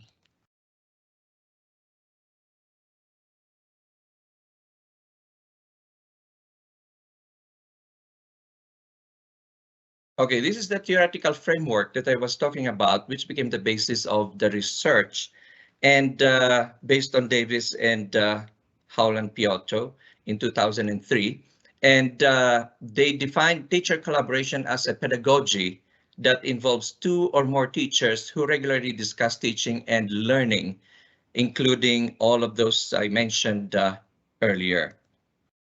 And when we involved the teachers in geometry, we made the impression to them that their participation in the research is voluntary and the collaboration requires parity among participants. Everybody's equal. We had mutual goals and it depends on shared responsibility for participation and decision making. And they collaborate sharing their resources and there's accountability for the outcomes. And as I mentioned earlier, the action research made use of collaborative planning protocols. And this will be my focus on how our teachers in our small Native American school in Arizona collaborate to improve student achievement and school improvement. The first protocol, usually we decided to do the first protocol at the beginning of, it's up to, of course, the administrators if they want to start with it at the beginning of the chapter or at the beginning of every unit. So in protocol number 1, it is focused on content materials. This protocol will lead teachers through a discussion of the materials, resources, and content lessons, including mathematical concepts, scaffolding questions, and identifying student misconceptions of math. So this is like a brainstorming at the beginning of every unit or chapter. And then protocol number 2 will be focused on content unit and lesson planning. Obviously, during the research, the geometry teachers meet regularly. They met regularly. And this is a weekly meeting, collaborative meeting. And protocol 2 focused on the content unit and lesson planning. Every week, usually our Fridays is a half day. Half day to give PD time or professional development time for our teachers. And this is the time wherein we collaborate. We form PLCs or professional learning communities. And protocol 2 is employed at this time. The team will talk about the unit, the individual lesson, and they will follow unit unpacking protocols or unpacking of standards. And of course, that would include analyzing together as a group the unit or chapter. And it will allow teachers to get on the same page, like lesson objectives or learning goals. During the research, we made sure that all of the teachers or geometry teachers will be preparing the same lesson plan. One lesson plan for everybody. One or same learning goals, same learning objectives, possibly the same motivation and other things, the same topics. And more or less, the differentiation of instruction will be, there will be some modifications, but obviously they are on the same page, and other engaging and mathematical strategies and how students will be assessed. All of these were well planned by all teachers in the collaborative team. And protocol number 3 is focused on assessment. This protocol will engage the teachers to work together to have common assessments for students, meaning it's departmentalized. They could not give a separate, let's say, oh, I'm teaching the same subject, but my quiz will be different. My chapter test will be different. So it is understood at the beginning of the research, the teachers knew that they will be planning the same lesson plan, the same assessment, quizzes, chapter test, and so on. So everything is uniform. That is the idea of our research, implementing the collaborative planning protocols to see if these protocols are effective in increasing student achievement. And protocol 4, there will be, of course, weekly collaborative meetings and planning. The teachers will do professional reflections. I think it was mentioned earlier. And they think about what works and what does not work for the past week. And they are planning for the upcoming week. That is their opportunity to plan and include everything that will be utilized and implemented in the coming week. Everything is uniform. And protocol number 5, they are expected to work with colleagues regularly through PLC or professional learning communities, which I will talk about later. Now, the results of the research. The analysis and interpretation of data showed that there was a significant difference between the pretest and the post-test scores of students in geometry after the implementation of collaborative planning protocols. So we have proven that the protocols are very effective in increasing student achievement. It's because of the collaborative efforts of the teachers, and the students perform better, as shown in their post-test scores after their teachers followed and implemented the intended collaborative planning protocols. Now, PLC, this is another avenue for collaboration. Let me just give you a brief history of PLCs. In 1997, Shirley M. Hord issued a white paper titled Professional Learning Communities, Communities of Continuous Inquiry and Improvement. And then after a year, Richard Dufault and Robert Eaker published the book Professional Learning Communities at Work. And Dufault emphasized community, or community means more on relationships. It places greater emphasis on relationships, shared ideals, and a strong culture, and all factors that are critical to school improvement. And the challenge for educators, for all of us, is to create a community of commitment. And that is our professional learning community. Now, in our school, we have different PLCs. We have a PLC for reading. We have a PLC for math, science, writing, and we have also PLC grade levels and others. It's up to the school administrators. And whenever we have PLC, for example, for reading, we analyze data, assessment data. And that is mainly the main focus of discussion. Now, this is the team cycle whenever we have PLC meetings. First is a focus. By the way, this is based on Dufault's idea of PLCs. When PLC meets, they use the data. The team creates the data is the results of assessments.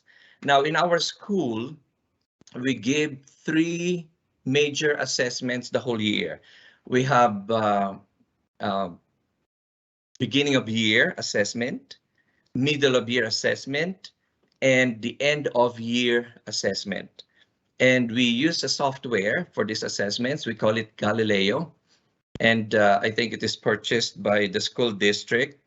And a lot of schools in the United States use Galileo as a tool for assessment. And we call it district-based assessment.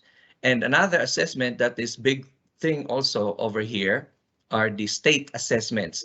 The state assessments are given by this Department of Education, State Department of Education. And we make use of the data, analyze the data per team, and from there, the PLC team will create a lesson plan and common assessment. And then, of course, we make use of strategies. If you will look at the second column, the teacher instructs using effective strategies from the team's focus meeting. And they conduct common assessments, meets to analyze data, and discuss strategies, and then start the cycle all over again after determining if there's a need for remediation based on the results of data. This is a regular meeting. Usually the PLCs, we have monthly PLC meetings. As I mentioned earlier, we have reading PLC, math PLC, writing PLC. So each administrator or the administrators of the school can think of various PLCs within the school. And the PLC will guide decisions. So the decisions of the administrators are data-driven. Data-driven meaning all are based on the data. Our strategies are based on data. Assessments based on data. And our responses and decisions when it comes to making remediations or other interventions are all based on data. And this is not only done by one person. Everything is done collaboratively in our school. Now, what are the other forms of collaboration aside from PLCs? So IEPs. IEP is a big thing in the United States. This is the Individualized Education Program, and this is for special education. And we have the IDEA, which is Individuals with Disabilities Education Act. This mandates the implementation of IEPs. So in the planning, preparation, and implementation of IEP, teachers collaborate. Not only teachers, but other providers. So we have the case manager, who is the SPED teacher, who will try to prepare the IEP in consultation and in collaboration with parents, general education teachers, providers like therapists, psychologists, counselors, administrators, etc. So just the preparation of the IEP, collaboration is needed. The implementation of the IEP, collaboration is needed. And all of these people collaborate for what purpose? For the betterment of the students, for student achievement, for school improvement. Another form of collaboration in our school is team teaching or co-teaching. It happens in a regular classroom wherein the SPED teacher or a resource teacher will come in and work together with the subject teacher. They plan together. When they make the lesson plans, it is not only prepared by the core subject teacher, but in consultation with the special education teacher, because our classrooms are very inclusive. Students with special needs are in the regular classroom together with their peers, because we are trying to address the least restrictive environment So if we address LRE, we have to collaborate regularly. The subject teacher or the SPED teacher needs to collaborate with the subject teacher on how to accommodate and how to do modifications of the lesson to address the needs of the students with special needs. And when they work together, when they do team teaching and co-teaching, everybody is benefited in the classroom. Another collaboration that we do in our school is the regular PAC meetings. This is the Parent Advisory Committee Council. Parents, teachers, administrators, and other community members are involved. It's a monthly thing, and parents and other stakeholders are given the chance and opportunity to share their ideas in the running administration of at the school. And the teachers and the parents work together also in reviewing the curriculum and even pacing guide in our school.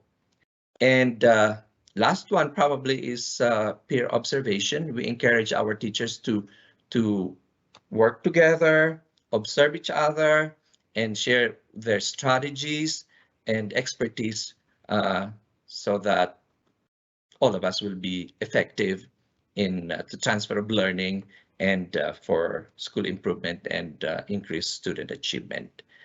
So to end my short presentation, I would like to end it with the statement of Helen Keller when she said, "Alone, we can do so little, but together, we can do so much." Thank you. Thank you so much, Sir Alan, for that very nice sharing on collaboration. Now we're going to have our next speaker, Miss Edita David from Thailand. Hello, ma'am. Take it Good away. afternoon po. Hold a second if I'm sharing my screen well. Ay, sandali lang po. Hold on.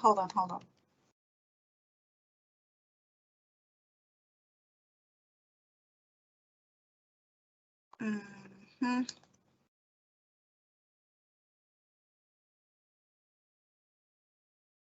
There you go.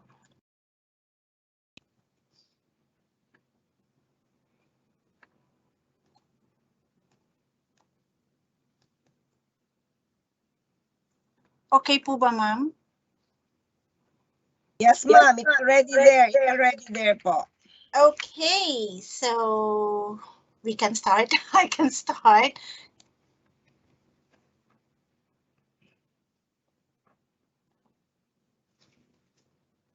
I'm good to start. Yes. Yes, ma'am. You may start po. Okay, good afternoon.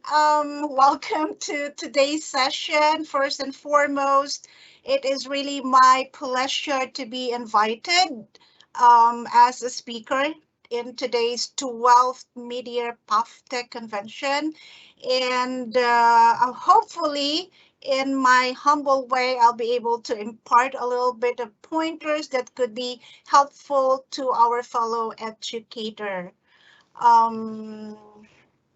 Again, I am Editha David, and I have been a high school teacher for 37 years now, 14 years still spending in Thailand. I am a social studies, English, and special education teacher focusing on mental retardation. So hopefully after this, I'll be able to collaborate with most of you. So my Gmail ad would be teachereditha@samsenwit.ac.th.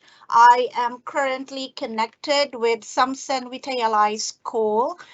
It is one of the prestigious government school here in Thailand. Though my 11 years of orientation in Bangkok, Thailand will be in the international school. So I have been with Ramkhamhaeng Advent International School and Wesley International School. So most of the experiences that I'll be sharing with you are coming from those international schools here in Thailand. So let's get started.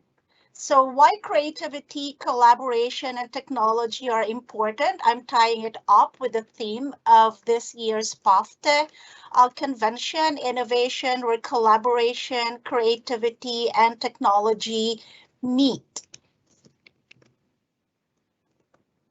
So as defined by dictionary.com, the ability or creativity is the ability to use imagination to transcend traditional ideas, rules, patterns, relationships, or the like, and to create meaningful new ideas, forms, and methods.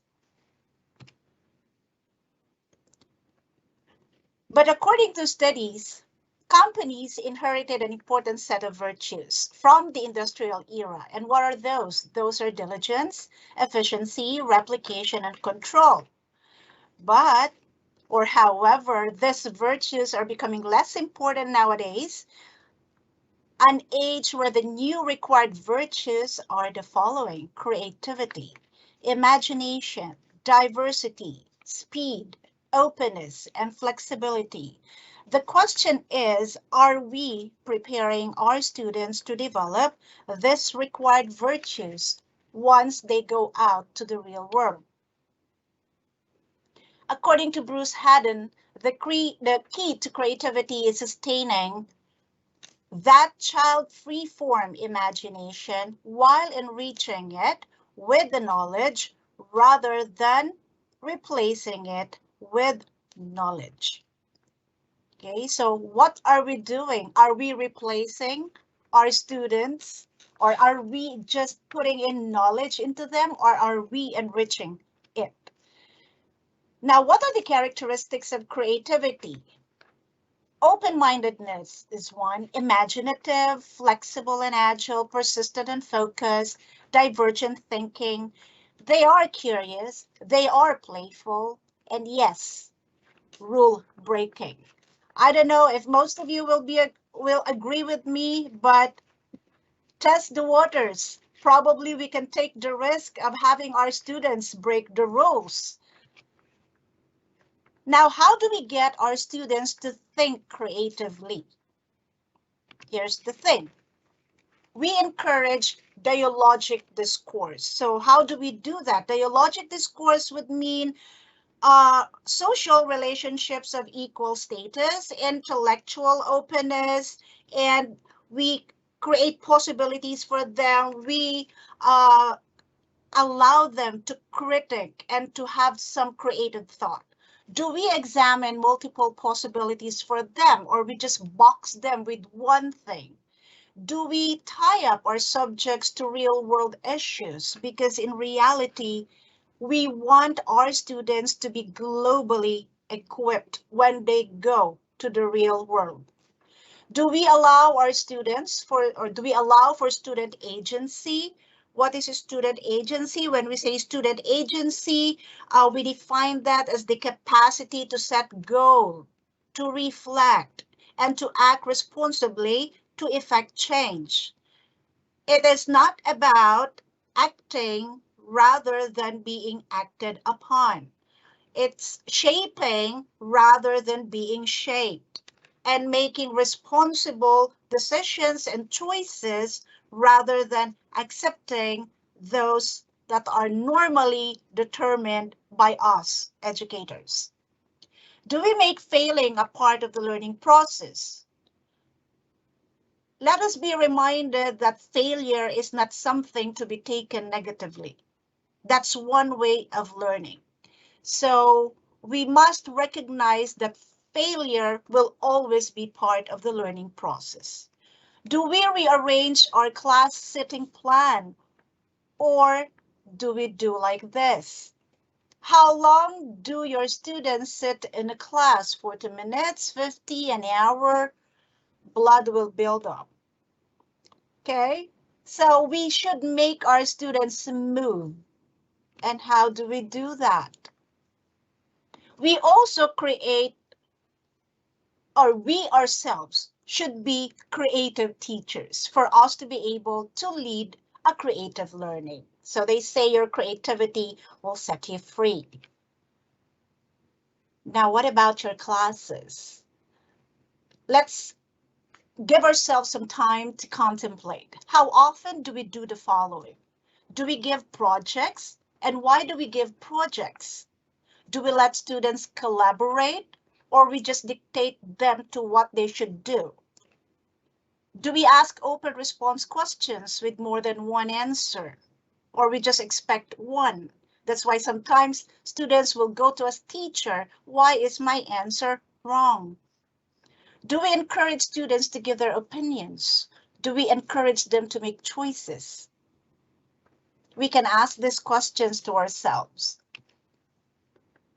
Now, I would like to share to you some of the activities that I conduct in my class. I handle world history, human geography. I handle AP, that is an advanced placement course, wherein students who would like to go abroad actually can be credited once they take the AP Human Geography. I also handle Asian history subject. So I do conduct yearly International Day.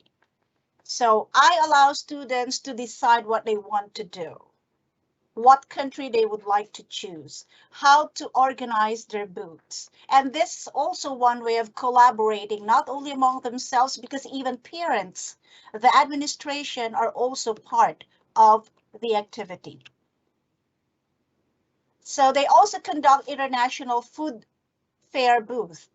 So they display array of dishes from different countries. They have food tasting. Sometimes they make use of it as fundraising. So they sell. They also conduct cultural shows, cultural presentation, and also we give awards like for the best booth, the most interactive booth, something to that effect. Now let's move to collaboration. I would like to look into collaboration in two aspects, 1 and 2. Collaboration on the part of us educators.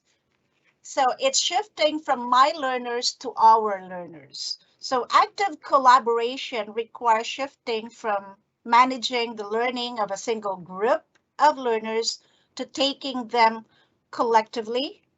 Okay, so that there will be a success after.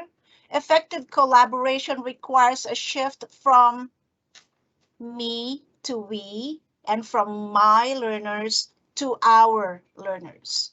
I don't know if you will agree with me when I say teaching can be a very lonely profession. Don't get me wrong. A teacher is placed in a room with a closed door, with 20 to 40 young people, and you are expected to work alone to make a difference among the students. Quite challenging, right? So we normally pride ourselves with our best qualities as teachers and how we deal with our classroom. So it's just like saying, I know what I'm doing and I respect what you are doing, but the focus of collaboration needs to be on the evidence of the impact, the common understanding of what impact means to our clientele, and those are our learners, our students. So when we speak of collaboration among us teachers, I would speak of collaboration based on cooperativeness, learning from errors, seeking feedbacks from our peers, and creative collaboration involves bringing us together with unrelated ideas, but rather looking into what could be the effect of this to our students. Now, in our school, we do peer observation. We also do focus group. So what's the objective of those? We monitor student progress. We look into the activities that the teachers give to the students. We make sure that there is the continuity of learning as they progress in their grade level. So that means we are actually hitting what the standard and what the objectives are they being met? Now, number two, collaboration on the part of the students. Collaborative learning occurs when students work in a small group and everyone participates in the learning. Okay, so what happened? Sorry. I'm so sorry. There's a glitch in here. Okay, hold a second. There you go. So when I say collaboration, being engaged and being busy are two different things. So because sometimes we have the idea that when they collaborate, they are busy. Okay. So when we say being engaged and being busy are two different things, here's the thing. Collaborative learning is supported by designing meaningful tasks. We do not just dump an activity to the group of students and let them go and give you the output. They should understand the protocol for working collaboratively. They should actively participate in negotiating their roles in the group, responsibilities and outcomes as well. And they accept individual responsibility for participating and contributing to group tasks. And they're also skilled at providing feedback to each other. It's not just simply accepting what others will say. Now, the pictures that I'm sharing to you is the picture of my students who are members of the Model United Nations. I am also the advisor of the Model United Nations, and I bring my students to different conferences and workshops. So they act as members of the United Nations. They represent countries. They engage in meeting. So here, the upper picture is the activity that we attended in Singapore. We attended the Oxford Model United Nations in Singapore. So those are my students doing the planning, doing the collaboration and all, and then trying to come up with some solutions to some international problems. So they have the feel of it. So here they are representing Israel, and they also have different problems in their own respective group. Now, the last is technology, but I would rather address it as digital literacy, because technology is overused. We may have the technology, but not everyone is digitally literate. So what do we mean by digital literacy? Digital literacy means having the skills you need to live, learn, and work in a society where communication and access to information is increasingly through digital technologies like internet platforms, social media, and mobile devices. Now, we say that when a person is digitally literate, the person has this. They are creative, they are collaborative, they understand culture, they are thinking critically, they know how to evaluate, they practice functional skill, they are e-safety, they are responsible, they have effective communication, and they also have the ability to find and select information. And this should be the reality and the whole picture of a digitally literate individual. Now, how digital tools help creativity. It gives us multiple perspectives. It allows us to create our own content. There are tons of tools online. We can communicate. We are given the opportunity to collaborate among us, the students themselves, even parents and administration. Most helpful, definitely during the pandemic, and lots of choices available. I personally is using Canva. I'm using Nearpod most of the time in my lessons. I use Kahoot, quizzes.com, and of course, the other stuff in Google Classroom. Let us be reminded also that our students were dealing with the Gen Y millennials, and we should always be more than advanced than they are. Here are the 10 key Gen Y characteristics. Our students, the one that we are facing every day, are continually connected and they speak their own language. And that's the thing. We should also know how to speak their language. They are skeptical of authority. They are influenced by peers. They seek recognition and fame all the time. They enjoy absurdity and odd humor. They embrace a variety of subcultures. They skim text and information quickly. And they are easily bored. And definitely they are expressive and digitally literate. All right. So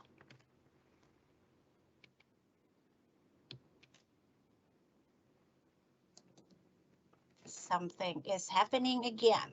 I would like to share to you some of the activities I conduct in my class. Am I right? Okay, this is right. In my history class, I had requested the school if I can immerse my students to the real world. So I'm teaching AP Human Geography.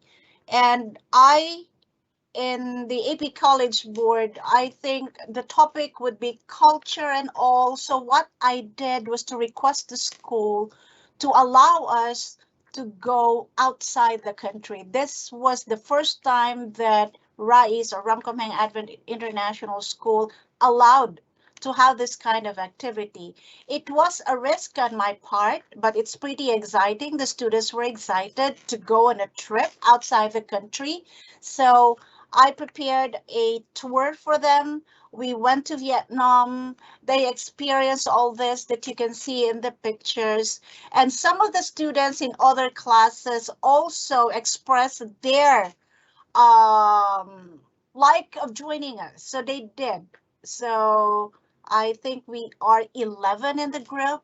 And these are specifically focused on the AP class, but few students from the history class actually joined.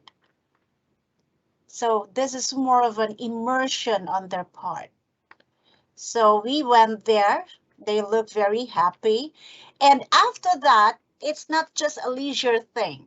Once they go back to the class, they definitely will be sharing to the other classes the experiences that they did. I allow them to make a walking tour wherein they will be interviewing different people. So they'll be logging in things that they will make like a travel log.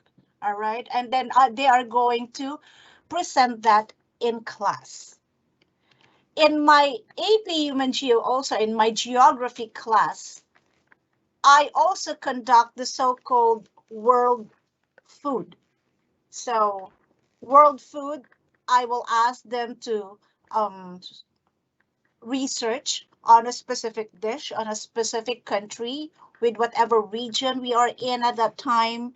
And they search, of course, the ingredients specific to the physical environment of that particular country. So it's not just simply buying the stuff, cooking, and then coming up with the dish. No, there's a process. And after that, then they will ask teachers to evaluate their dish. And you will be surprised that many of the students never even had hold a knife or a pot. And you will see them jumping in the kitchen as they do the thing. But after that, the experience is so satisfying to them. So there they go. They present their output. They're all smiles. And yeah, it was delicious. They prepare also their menu. They have their presentation there. And here again in my AP Human Geography, I also have an activity called the House of Worship. This is related to our topic of religion. So I coordinated with a different house of worship. We make a visit to different house of worship. So we go to Catholic churches, we go to mosque, we go to the Sikh temple. We went also to the Buddhist temple. They experience it. They ate with them. You would see in the picture, and they get to talk to the religious leaders as to why and to the how and whatever they want to ask them.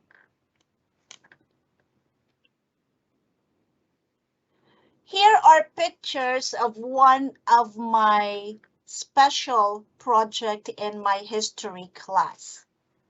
Here is really an example of a combination of innovation, a combination of creativity, collaboration, and technology.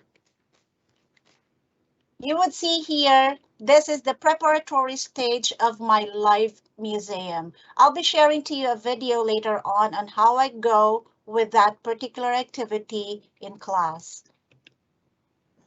So here are the different pictures. I assign them to choose a specific historical event in which they are going to represent in a museum-like module. So we actually have a very big auditorium. I divide it into 4 areas because I have 4 classes. I have 2 world history class. No, actually I divided into 5. I have 2 world history class, 2 world geography class, and 1 AP. So each class will represent a specific historic event. So they'll do the research on that. They are going to make brochures on that. They will assign who will be explaining the module. So all the skills are in there. Writing, artistic skills are there, speaking are there, so everything. So here, I think this is the French Revolution, and this is the Thai culture, and I think this is the Japanese tsunami or earthquake, and of course this is the Holocaust. So please watch.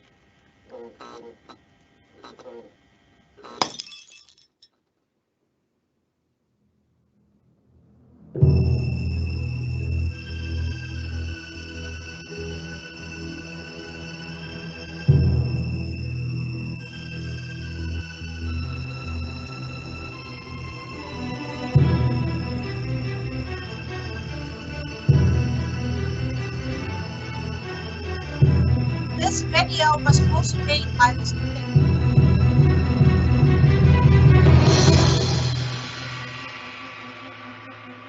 So they create their brochures.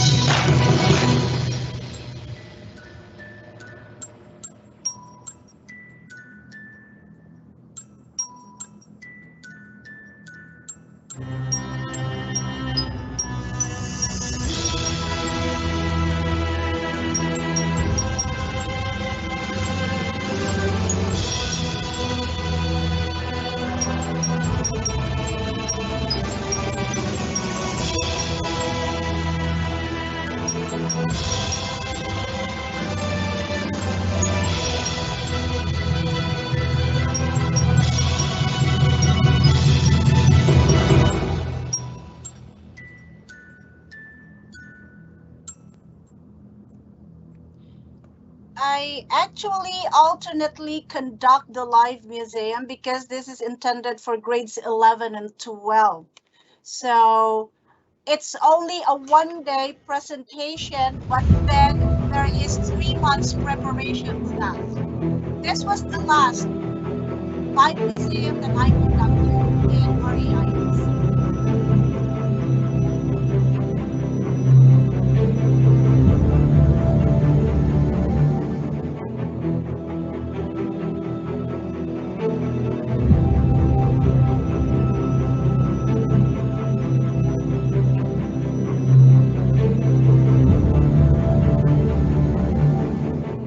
This is the winning team, the Holocaust.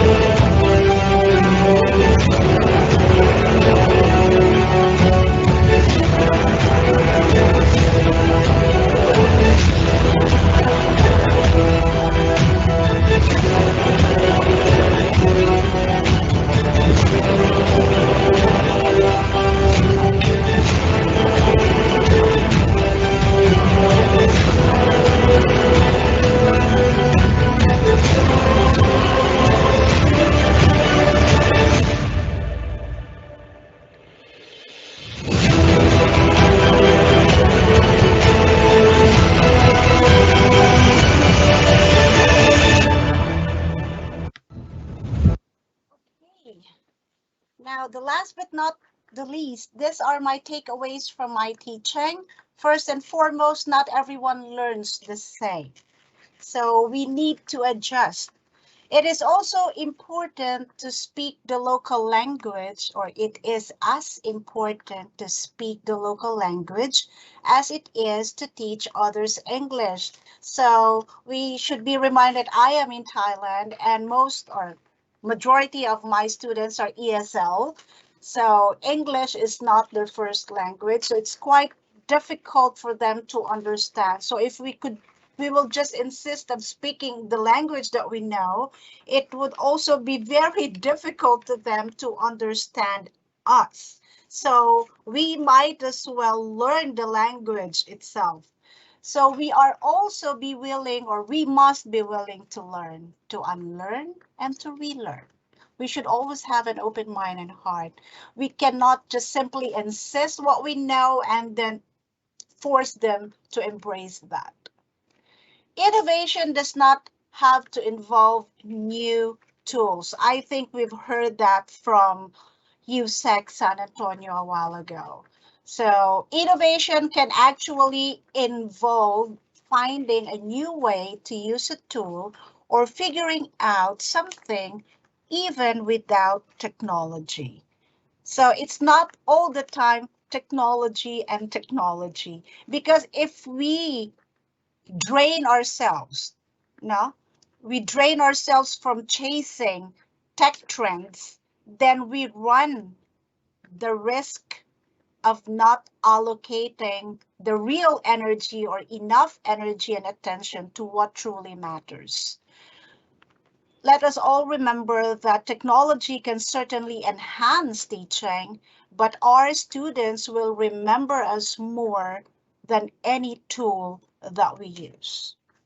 And of course, let us always be patient. Let's continue to personalize depending on what our student needs, and let's continue to persevere. So with that, good afternoon and thank you. Sawadee ka. Thank you so much, Miss David. Indeed, it was great listening to all our Filipino teachers working in Malaysia, USA, and Thailand. You made us all happy and proud. Let us put our heart emoticons in our chat box for their wonderful sharings. To facilitate the open forum and to read some comments in the chat box, may I call on Dr. Imelda E. Quartel, Assistant Treasurer, PAFTE National. Ma'am Aimee? Yes, hello. Dr. Barabo, thank you so much. Can you hear me? By the way, may we ask our speakers to also turn on their camera, Ma'am Dolitz? They are all here. Yeah. Thank you, Dr. Barabo. And of course, thank you so much to our three experts who unselfishly share their teaching experiences overseas on creativity, collaboration, and technology. Ms. Lian Dominguez, Dr. Alan Del Rosario, and of course, Ms. Edetha David. And this time, may I request everyone to give them another round of virtual applause, please. Yes, thank you so much. At this juncture, may we request our dear participants to pose now your questions in our Q&A section. You may want to address it to a particular speaker or to all the three of them. May we again request the three speakers to switch on their camera. There you go. Sorry, I can see you now. Right. So far, I do not know if I have to say lucky. Because we have very limited time. Luckily, there's only one question. But in case those who would like to pose their questions, you still can. And maybe if we don't have enough time to raise them now and ask the answers from our experts, we might just forward your questions to them and post their answers in our PAFTE website. So we have one common question for everyone. As an educator, it was coming from anonymous po. As educators, how can we make sure that our students are globally competitive when most of the classes and lectures are done online? Anybody po who would start?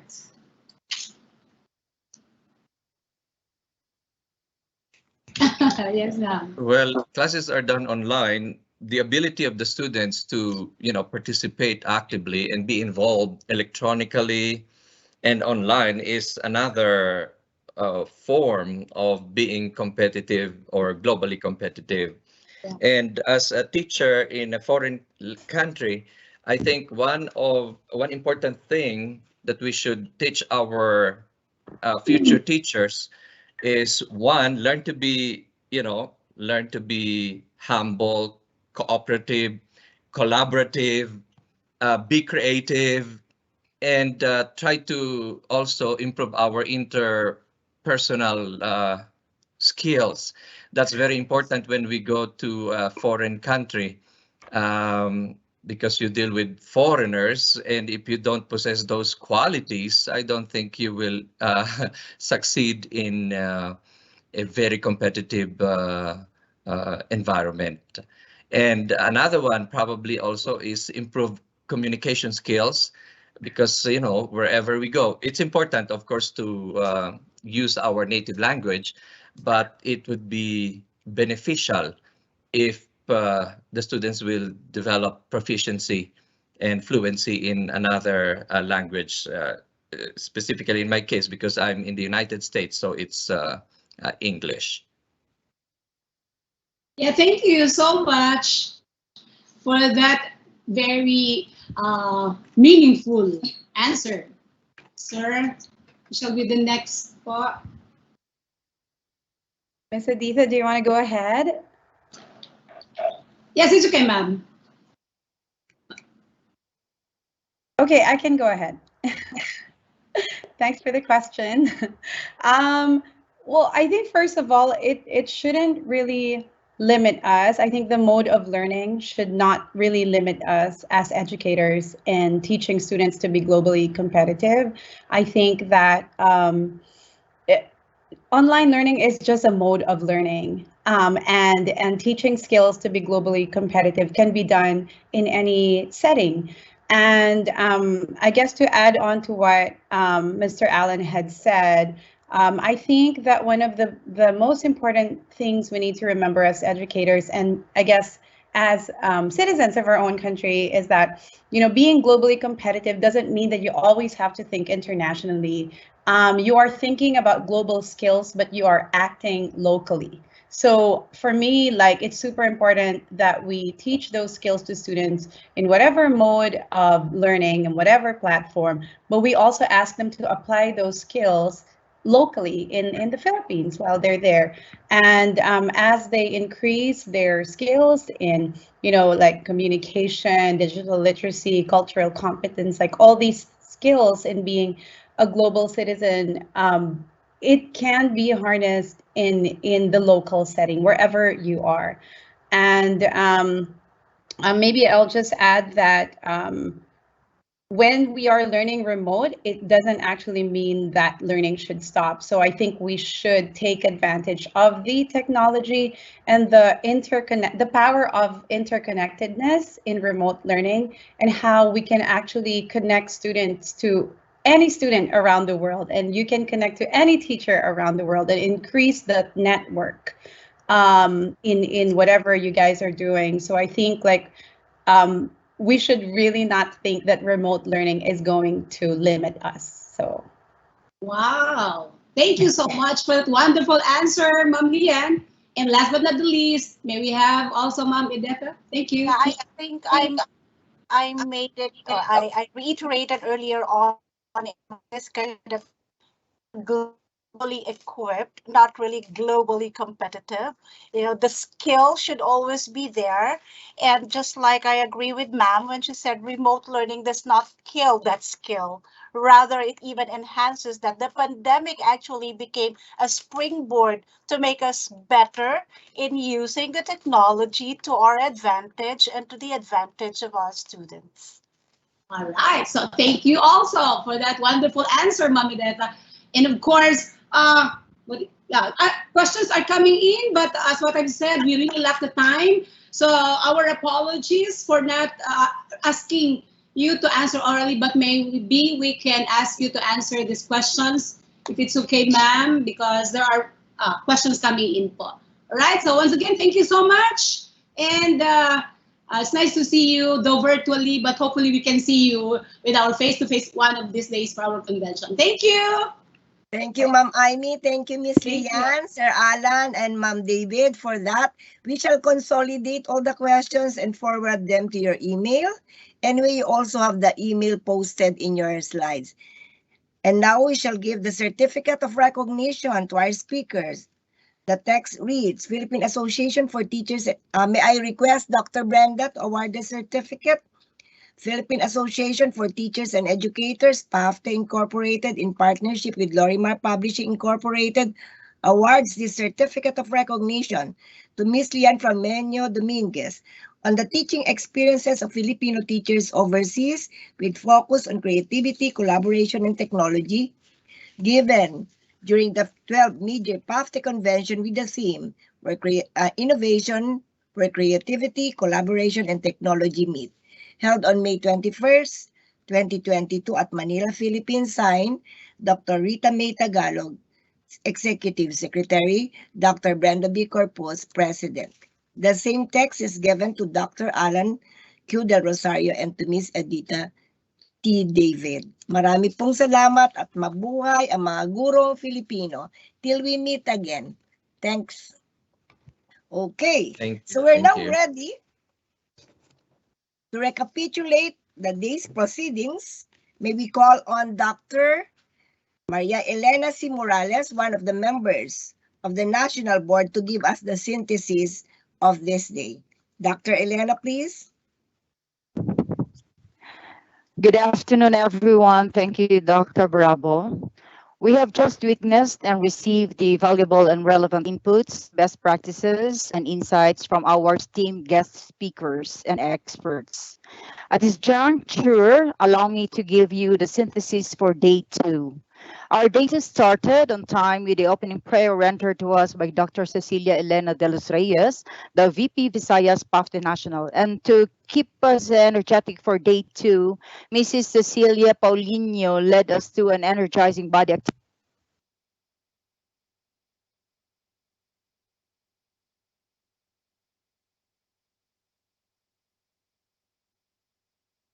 It seems that Dr. Morales has poor connectivity at the moment, but she submitted and gave the synthesis. So may I read? I'll just condense the synthesis. So our day 2 started on time with the opening prayer of Dr. Cecilia Elena de los Reyes. And to keep us energetic, an energizer was given by Ms. Paulinho. It was followed by an early gift giving of 1,000 pesos each in a raffle draw given by Mr. Ronnie Martinez of Lorimar Publishing.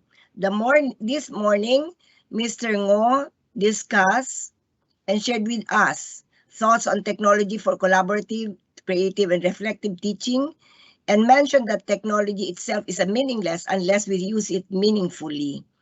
Likewise, there are different multiple resources to use in using the technology in the classroom and as technology in the classroom and in the classroom, okay?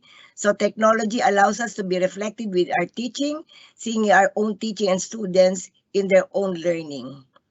An open forum was facilitated by Dr. Felina Espique, member of the Q&A committee.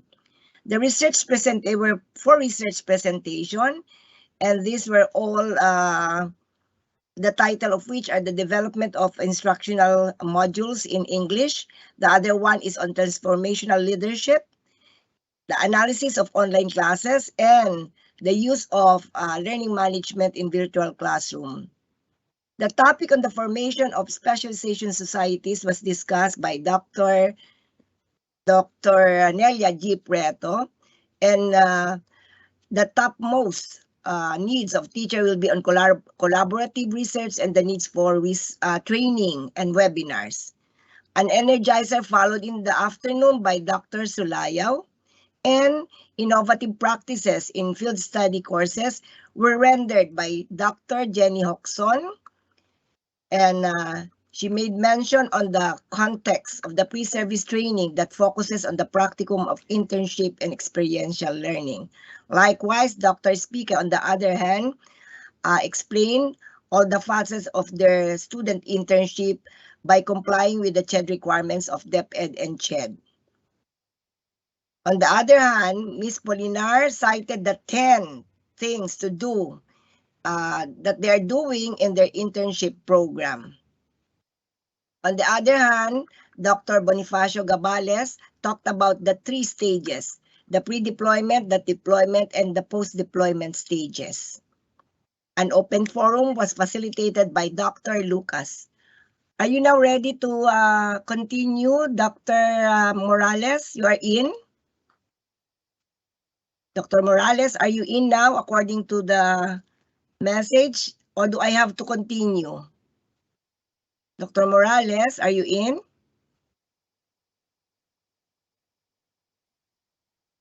Would you like to move on, Dr. Morales? Research findings na po tayo. Kindly continue, Mamila. She has Okay. difficulty coming in. Yes, ma'am. Okay, the research findings of Dr. Diosdado M. San Antonio presented the curriculum review in the 4 stages, the review of the implemented, the attained, and the ideal curriculum, and the review of the tested curriculum. He likewise discussed about the efforts of strengthening the foundational skills, focusing on numeracy, literacy, and moral literacy. He also presented a clear articulation of the 21st century skills framework, like communication skills, life and career skills, information, media, and technology skills. Another emphasis was given on engineering design process and the trends of the post-pandemic setting. On the other hand, our three teachers from the overseas, Ms. Lian Flamenio Dominguez, cited different innovations in Shatuk, St. Mary Shatuk Forest City, Malaysia, more on scholarship, flexible scheduling, genius hour, upper scholarship internship, we create studios, golf center of excellence, and collaboration cycle among teachers. On the other hand, Dr. Del Rosario talked about the collaboration that is needed for partnership of the different members and efficient use of each team members in specialization. He likewise explained about the different PLCs that they have in their school. Dr. Edita David likewise presented so many innovation in her school and cited several experiences, learning experiences that she has in the countries where she is teaching, like Vietnam and Thailand. We hope that this learning that we have at the moment will help us in our quest for quality education. I do hope that we can learn more on how we can maximize the use of technology to increase student success and to give them better opportunities to learn. Thank you very much, and I'm speaking on behalf of Dr. Elena Morales. Thank you for the synthesis you prepared. So let me also give some announcements. Since the terms of the present National Board will end on May 31st, 2022, and the election of the new officers was already conducted, may I request Dr. Celia D. Andas, Chair of the Election Committee, to present the national officers from June 1, 2022 to May 31st, 2024. She was ably assisted by Dr. Ethel D. Abaw and Dr. Telma O. Alderite, members of the National Election Committee. Dr. Andas, please. Thank you very much, Dr. Bravo. Ladies and gentlemen and friends, good afternoon to all of you. As mentioned, I'm the chair of the Committee on Elections, or the COMELEC, and with me you can see the pictures of Dr. Ethel Abaw and Dr. Thelma Alderete, who worked hard in helping us out in the election process. The officers will be introduced in a little while. Meanwhile, after they have been presented, the inducting officers in the person of Dr. Pasa I. Lucido, President Emeritus of PAFTE, will induct them into office. But before that, she'll be giving a short message to remind the teachers of the officers of their being members of PAFTE, a prestigious organization of teachers in the national level, but including the whole country. And so now may I present the officers, the executive officers, and the members of the board of directors. We start with the president, Dr. Felina B. Espique, from St. Louis University, Baguio City. The Vice President for Luzon is Dr. Elmer B. De Leon from Polytechnic College. The Vice President for Visayas, Dr. Filomena T. Dayagbil from Cebu Normal University. And the Vice President for Mindanao, Dr. Romeo M. Daligdig, DepEd Regional Office, Region 9. The Secretary is Dr. Rita May P. Tagalog from the University of San Carlos. The Treasurer, Dr. Imelda E. Cuartel, University of Luzon, Caguan City. Our auditor is Dr. Maria Gregoria P. Malihan of St. Jude Catholic School, Manila. PRO, Dr. Dino Joey L. Cordova, Jose Memorial State University, Zamboanga City. And now, the Board of Directors. We start off with Dr. Madeline B. Estacio, University of La Salette Incorporated, Santiago City. and Dr. Ronald A. Gonzalez, City College of Calamba. Dr. Julius L. Meneses, Rizal Technological University. Dr. River O. Oreta, University of La Salle, St. La Salle, Bacolod City. Dr. Mercedita Arja Pai, Philippine Women's College of Davao. And Dr. Cautin Colano S. Dr. Cautin Culano, University of Southern Mindanao, Cotabato.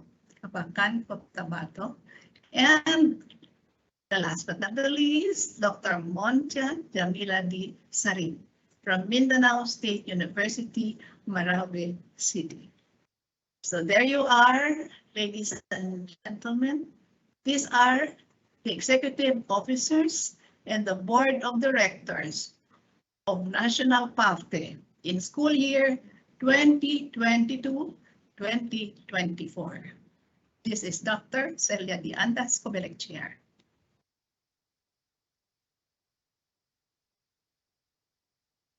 This is now our induction ceremony, and our induction officer is Dr. Paz I. Lucido, as I mentioned, the President Emeritus of PAFTE. Dr. Lucido. On behalf of all the past and present PAFTE officers, institutional members, regular and associate PAFTE members, it is my honor to induct the incoming National PAFTE officers 2022-2024. Through the decades, PAFTE has set a milestone as a national organization for all Filipino teachers, encompassing the public and private sectors. Truly, you're being elected to serve a notable professional teacher organization puts a weight on your personal and professional commitment. Thank you for dedicating yourselves to serve and meet crucial challenges.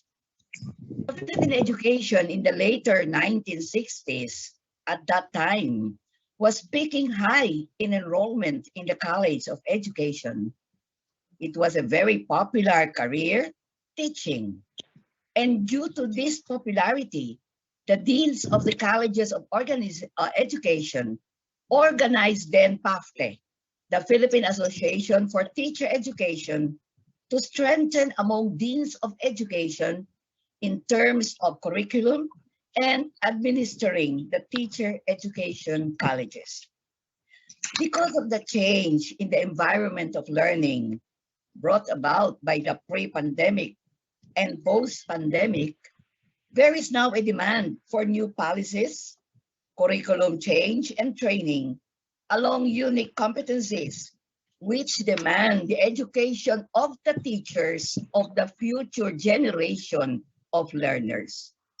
This demands your leadership and resiliency as leaders and officers of PAFTE, the Philippine Association now for Teachers and Educators. I know you remember very well the core values of PAFTE now, which all of you will now lead in demonstrating these core values. Be all of you as leaders, and of course the members should follow, are passionate and with professionalism. A, academic excellence and accountability. F, fortitude and faithfulness. T, technical expertise, teamwork and transparency. E, empowerment, enthusiasm, efficiency, and effectiveness. My warmest congratulations and best wishes then for your fulfilling momentous role as the leader of our teacher education and Filipino teachers. I know you are really ready to take your oath. Are you? Okay. So I now request you to stand and raise your right hand and repeat after me. I state your name. Donald Gonzalez. Having been elected to the position of, please state your position. Having been elected to Having been the elected to the position of National Auditor of the Philippine Association for Teachers and Educators. Of the Philippine Philippine Association for Association Teachers and for Educators. Teachers and Educators, Do solemnly swear Solemnly swear that I will faithfully discharge to the best of my ability that I will faithfully discharge to the best of my ability the duties and responsibilities expected of me the duties and responsibilities expected of me as an officer of PAFTE, as an officer of PAFTE, uphold its constitution and bylaws, uphold its constitution and bylaws, and conduct myself in a manner and conduct myself in a manner that is reflective of the core values of the association. that is reflective of the core values of the association. So help me God. So help me God. Congratulations. Thank you so much, Honorable Dr. Paz I. Lucido, and congratulations to all the PAFTE National Officers 2022-2024. Mabuhay ang PAFTE. May I call on Dr. Gregorian P. Malihan to present the resolutions to the General Assembly for approval. Dr. Malihan. Thank you, Dr. Bravo. Good afternoon, everyone. After 2 days of essential sharing and reflection on the theme Innovation, where collaboration, creativity, and technology meet, PAFTE proposes the following resolutions. Number 1, for PAFTE to be the vanguard of academic integrity by invoking the intellectual property rights, IPR, through instruction, research, and community engagement. Resolution number 2, that PAFTE makes a research on the utilization of the PAFTE curated materials. Do you agree? Our dear participants, please reply by writing approve on the chat box. Thank you. It is best that I place Resolution 1 approve, Resolution 2 approve. So thank you very much, and we do hope that we are going to get your approval. Would you like to use your chat box and place Resolution 1 approve and Resolution 2 approve if you approve of all those resolutions? Thank you, Dr. Malihan. To explain more on the importance and details of the evaluation form of this webinar, Dr. Malihan, are you done with the resolution? Can we look at the chat box if there are answers? They are starting to answer pa lang po, ma'am. All right, so we have to move on. So do we have to move on? Okay. Yes, so ma'am. Thank you. So to explain more on the importance and the details of the evaluation form of this webinar, may I call on Dr. Romeo M. Daligdig, Chair of the Evaluation Committee and one of the members of the Board of Directors of PAFTE National. Dr. Daligdig, please. My PAFTE greetings to all teachers and educators. Under the principle of outcomes-based education, learning and development program is never complete and successful without going back to the intended learning outcomes. That's why I am presenting to you the guidelines in accomplishing the online evaluation form. First, click the official link provided below for the online evaluation of the 12th Midyear Pafte Convention. Second, the online evaluation has 3 essential parts. Part 1 is on the personal details of the participants.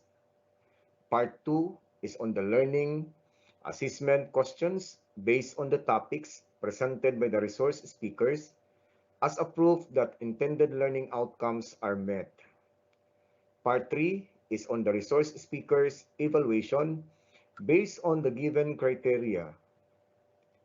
Third, the official online evaluation link will be open right after the Day 2 program, May 21, 2022, today, and will be closed on May 24, 2022 at 11:59 in the evening. No more extension. Fourth, all participants are expected to accomplish the online evaluation form diligently, completely, and timely. Fifth, always remember, no submission of evaluation form after accomplishing the form means no certificate of participation. Lastly, this is all for the attachments to our convention report to Professional Regulations Commission, PRC. To all of you, God bless and good day. Thank you, Sir Romy, for reiterating the need to accomplish the evaluation form. To complete the two-day webinar, may I call on Dr. Cecilia P. De Los Reyes, Vice President for Visayas, to give the closing remarks. Dr. Cecil? Thank you, Dr. Borabo. Once again, a grace-filled afternoon to everyone. The two-day major convention ends here. I do hope we are all full and satisfied with all the knowledge, insights, and information shared to us by our valued speakers. Thank you so much, our dear participants and our PAFTE members. Special thanks of gratitude is also extended to all school administrators, SUCS presidents, PI's presidents, school administrators, college deans, campus directors, for sending your teachers to attend to this convention and the previous conventions that we had. Your overwhelming support to this convention is very much appreciated. The COVID-19 pandemic did not prevent us from pursuing our goals through collaboration and the use of technology. This is our fifth virtual convention since coronavirus 19 broke out in December 2019.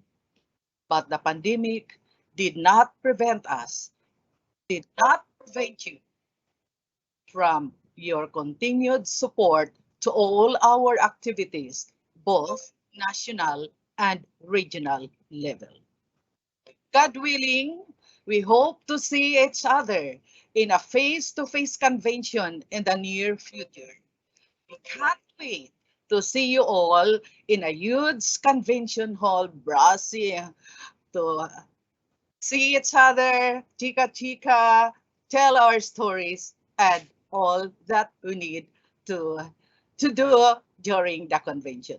Finally, on behalf of the National PAFTE Board, headed by our very dynamic President, Dr. Brenda Corpus, our heartfelt thanks to everyone.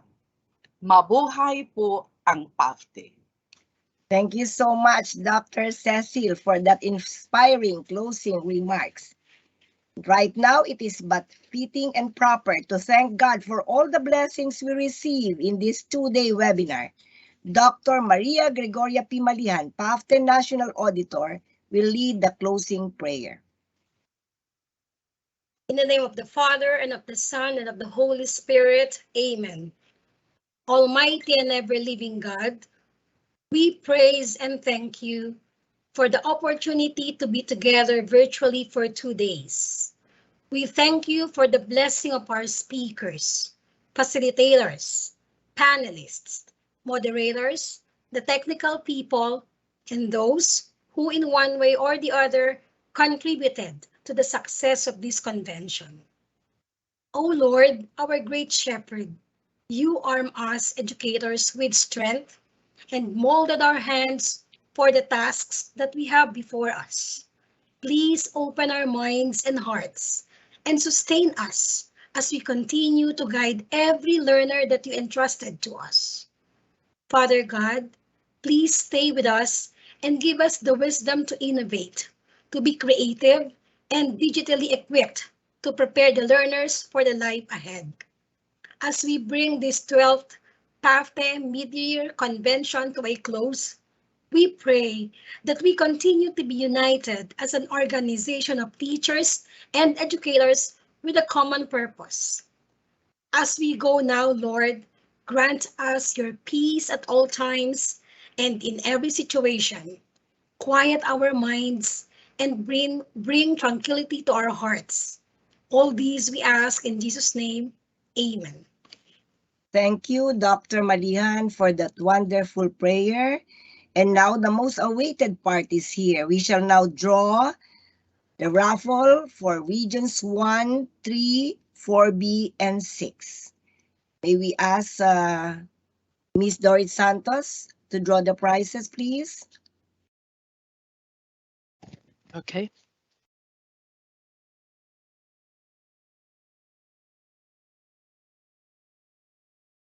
For Region 1,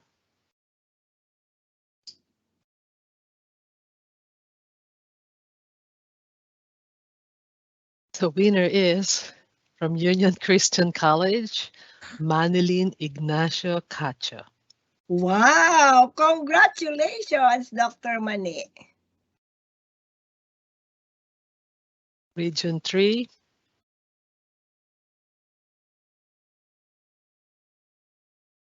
the winner is from Sacred Heart Academy of Santa Maria, William de la Cruz Enrique. Congrats, Dr. William.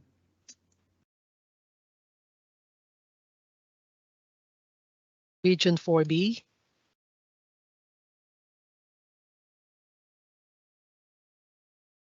from San Francisco Javier College, Sister Isis Vita Villa Gonzalo. Congratulations, Sister Isis. Last And the one last, from Region 6.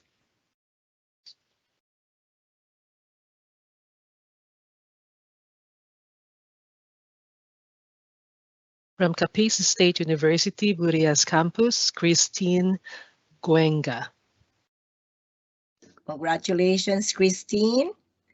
So the winners will have to notify their complete details and your email ad in our chat box. Congratulations again to all the winners of regions 1, 3, 4B, and 6. And now we are ready to announce in the 12 Midyear Convention, there are about 2,000 plus registered participants. I just cannot give the actual number. I don't have it now, but we have to award the one with the highest delegation. And we would like to congratulate the regional chairs for encouraging their participants to come. May I ask the BPs and the president, Dr. Brenda Corpus, Dr. Celia Andas, BP for Mindanao, and Dr. Cecilia de los Reyes to turn on your camera, please. And now, for top 3. Where's that? Sir Brian, top 3 regions. Third place, Region 11, Southern Mindanao. Congrats to the regional chair, Dr. Jocelyn Hua. Top 2, second place, Region 6, Western Visayas. Congratulations to all the members and to Dr. Helen Gasapo. And now, let us find out if this unbeatable region is still number 1 for quite a long time. Consistent. Let me see. Top 1 is Region 7, Central Visayas. Congratulations, Dr. Janet Arcana, and to all the regional members of Region 7. It seems that the BP of Mindanao and BP of Visayas are very happy. I think BP for Luzon is not quite happy. Next time, we have to move fast and increase our numbers. Luzon, start encouraging more. You're the biggest island. We're the biggest zone and we have the least number. Yeah. But Dr. Elmer De Leon will have to do something about it next meeting. Okay? So we are now going to have are we ready, Ma'am Doris, for the grand raffle?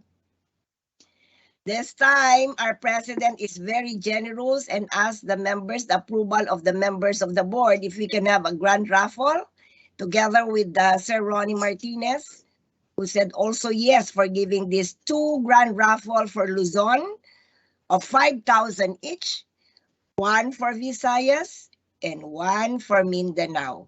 Again, Sir Ronnie Martinez and Pafte, thank you so much for the generous prizes. Ma'am Doris, please. Okay, po. Yes. For Luzon. How many are we choosing for Luzon? 2. 2. At 5,000 each, Ma'am Doris. Okay, we have 2 winners from Iris B. Castillo and John Marie Lubuguin. From what school is that, Ma'am Doris? Iris B. Castillo is from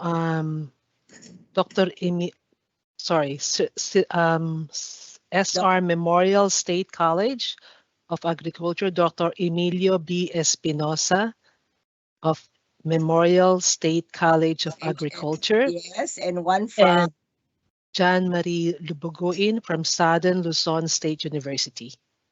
Okay. We shall also post this announcement. Can we post this also in the website? Opo. Later? Yes, Okay. Manila.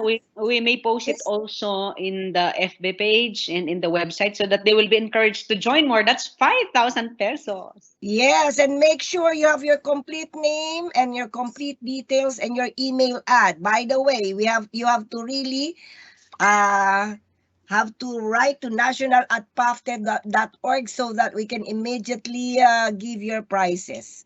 And now for Visayas, Ma'am Doris. Visayas.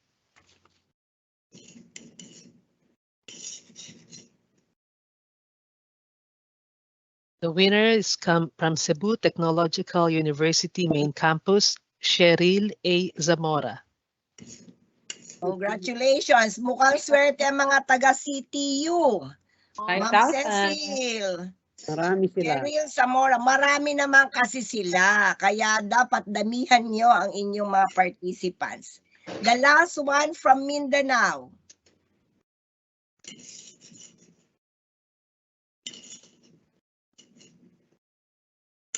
The last one is from Davao del Norte State College, Annalisa Panya. Congratulations, Annalisa C. Panya, Davao del Norte State College. May I ask their friends to really tell them exactly that they are the winners of these prizes. Dr. Mila, po? the 3 top regions may want to know their prizes too. I'm sorry, I wasn't able to say that. Region 7 gets 20,000.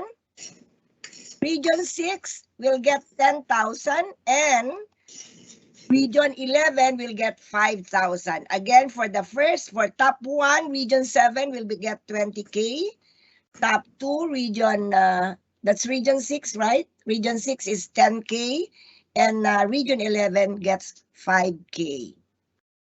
Definitely, they can use this for their regional activities and other programs that they have.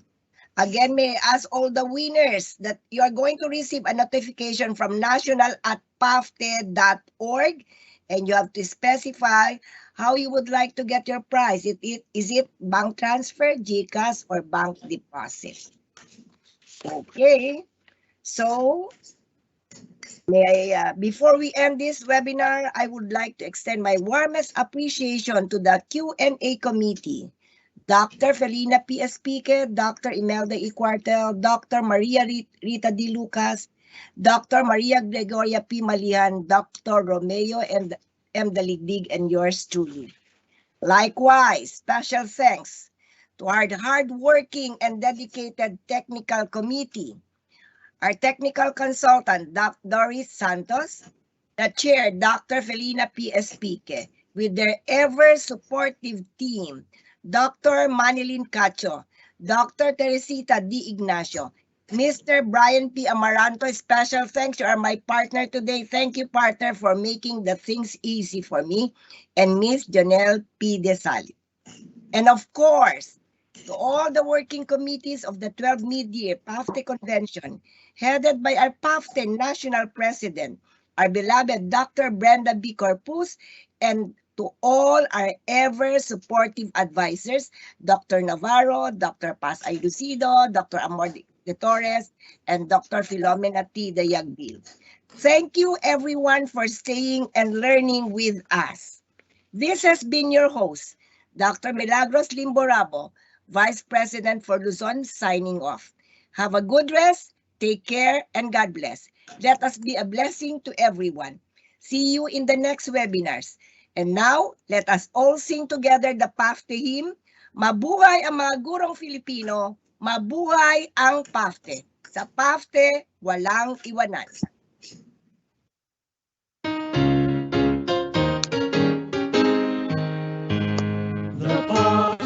Spirit spreads over the land. The Pafte spirits we hail and stand. We hail this with pride.